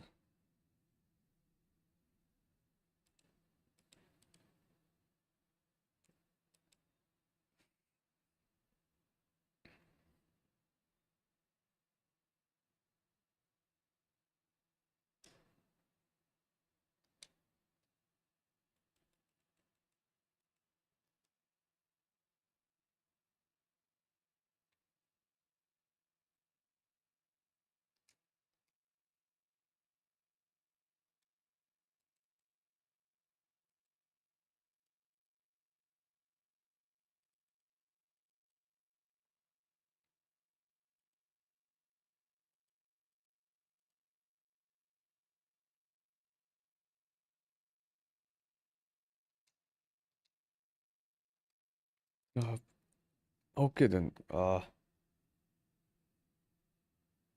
to you guys later. This was fun.